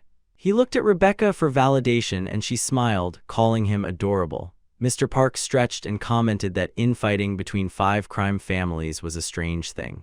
Kang decided they'd strike the Kyo family first since they were closest. Resting his chin on his hand, he teased Park for sounding like a cliché villain. Park replied that no better time existed to act like one, the world was just a game. Moments later, the 2 of them stormed into a building. Guards demanded to know who they were. Blood splattered almost immediately. Park announced anyone wanting to surrender should speak now. A guard shouted profanity and refused. Park tore through them, looking like he was actually enjoying himself. Kang muttered in admiration that the old man really was having fun. Then a man burst out of a door, yelling that they were cowards for attacking right before the meeting. It was Kyo himself. Park grabbed a soldier by the collar and asked Kang if the guy could fly, then threw him straight at Kyo and invited Kang to join the fun. Kang smirked and agreed. Park reminded him he was supposed to be relaxing. Kang looked confused but chuckled, firing ice crystals to clear a path. As Park charged Kyo, Kang dispatched the extras. Suddenly, a shoe appeared outside, clearly a woman's. But instead of a waifu, it was a mysterious woman hovering outside the house, observing Park's slaughter. Both Kang and Park noticed. Kang wondered aloud if she was crow-related, sensing something deeper behind this world. She flew off. The chapter ended. The next target was the Gambino family. Watching the chaos, Kang muttered that Park was tearing everything apart. He wondered what the old man was doing here, unable to recall the last time he saw Park fight seriously. Meanwhile, Noir's the shadow whales devoured everything. Kang muttered he didn't want Park seeing that power. Grinning at Noir, he ordered him to eat every last one of them. Noir burped, calling Kang lazy. Kang shrugged, he was off duty. Later, at a diner, Park asked Kang how he wasn't sick of cheeseburgers after eating them every meal. Kang replied through mouthfuls that they were amazing. Park hinted there might be something even better. Kang playfully said nothing was worse than a bad restaurant during a holiday. He then asked what Gambino had revealed. Park's expression hardened. Gambino knew nothing. Kang teased him for promising to handle everything. Park insisted Gambino wouldn't cause trouble at the meeting. He guaranteed it. He could be trusted. Meanwhile, Gambino, coughing blood, cursed the Sanchez and Falcone families for dragging him into this mess. Nobody was returning his calls. Park told him he had 72 hours before blood flow would stop and his heart would explode unless Park released his pressure points. Gambino immediately agreed to avoid joining the bidding war and supported investigating the mastermind.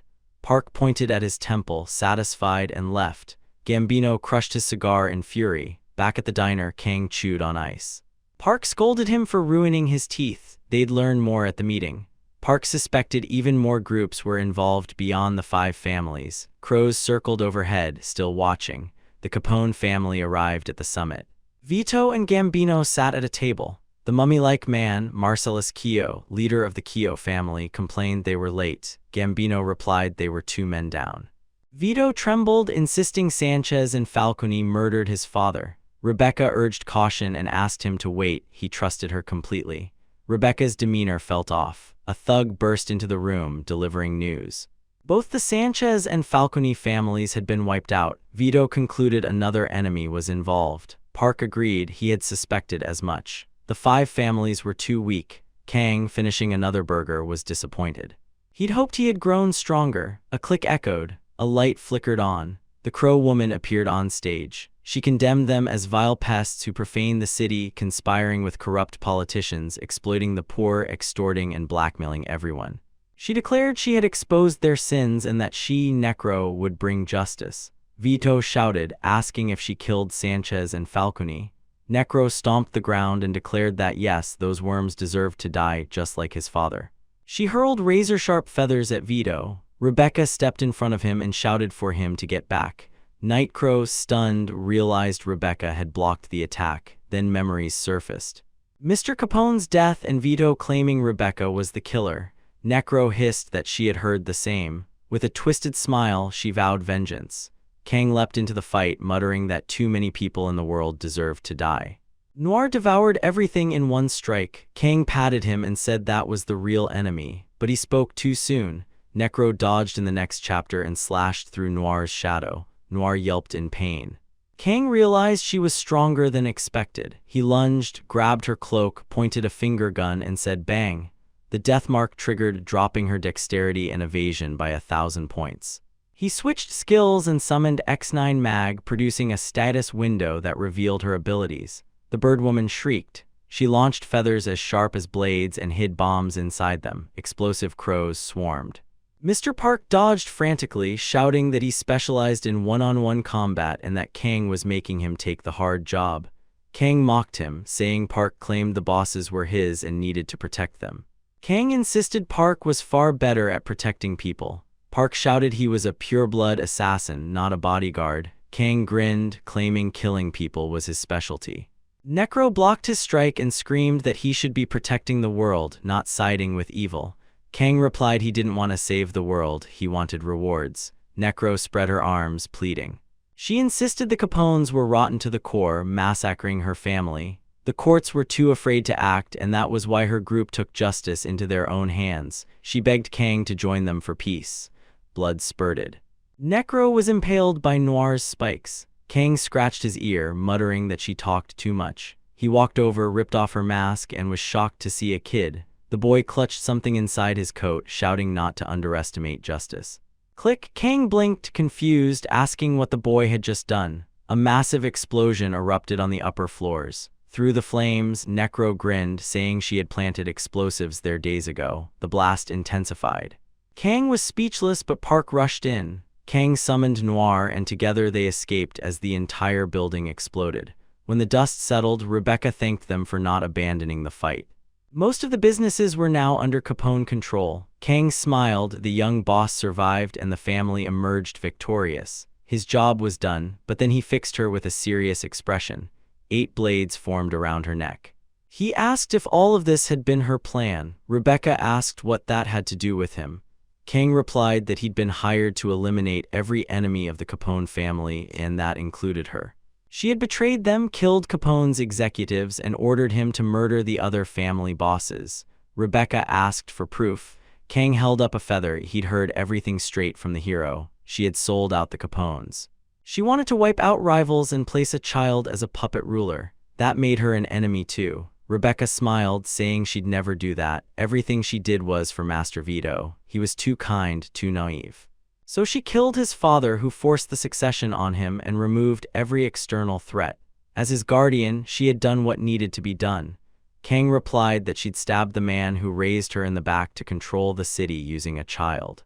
Mr. Park stepped forward. She wasn't a guardian. She had made the boy helpless to profit from him. Rebecca taunted them. They had no proof. Park opened a door. A boy stood there, crying. Rebecca froze. He had heard everything. She tried to explain, but something dark stirred within her. Vito clenched his fist, pulled out a Glock, and said she was right about one thing: the world was cruel. Bang! A system message appeared. Tower cleared. All enemies of the Capone family had been eliminated. Park walked away, saying he wished he could have been the protagonist of a noir film. Kang teased him. He'd never be a protagonist, and this wasn't even noir but a superhero flick.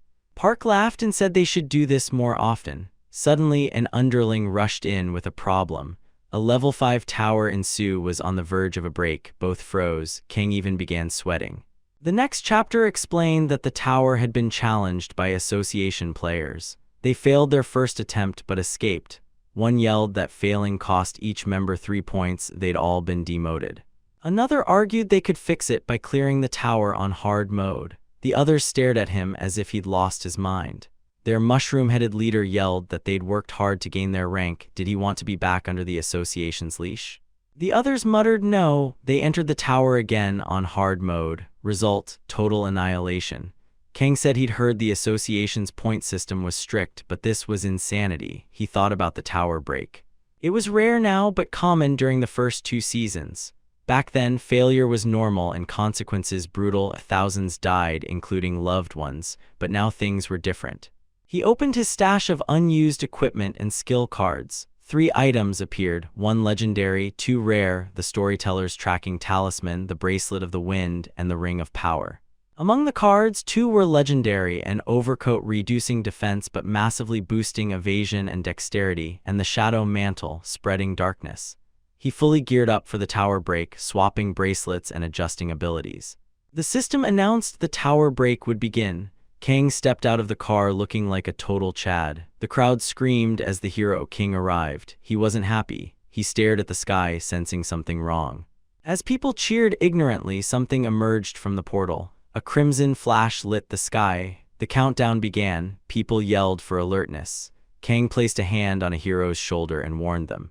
If they got caught in his skills, they would die. If they couldn't keep up, they would die. In fact, everyone except him would die. The tower break began. Monsters poured out. Kang unleashed full shadow power. Other heroes fled instantly. Creatures swarmed: orcs, lizard creatures, bizarre shapes.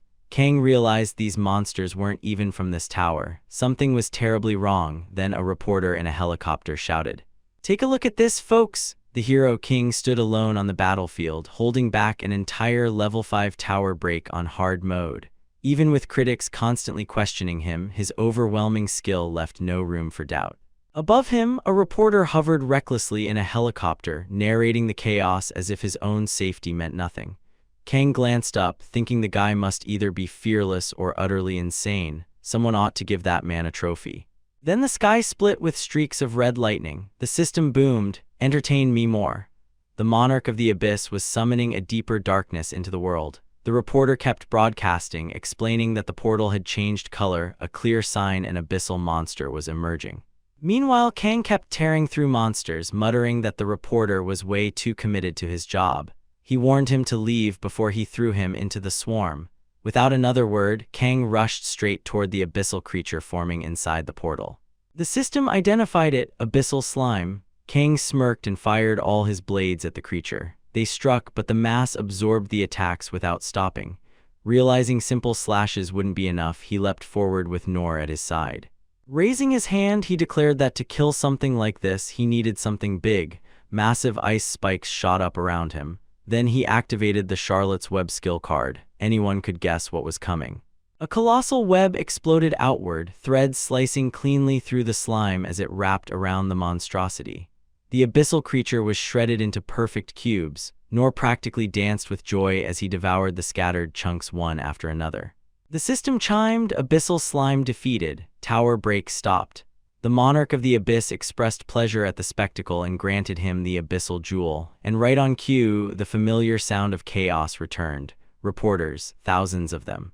A swarm of 5,000 journalists surged toward him, shouting that the hero king had stopped the entire tower break single-handedly. Microphones, cameras, shouts, they smothered the scene all at once. News about Kang stopping the tower break spread everywhere. Every station, every broadcast, every online feed replayed the footage. People criticized the player association relentlessly, calling it useless, asking what else they should have expected from that organization.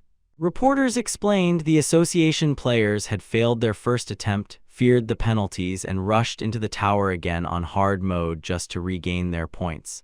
That desperate choice led directly to the disaster. And that is where we leave off. If you want to see what happens next, make sure to subscribe and turn on the bell. You won't want to miss the next part.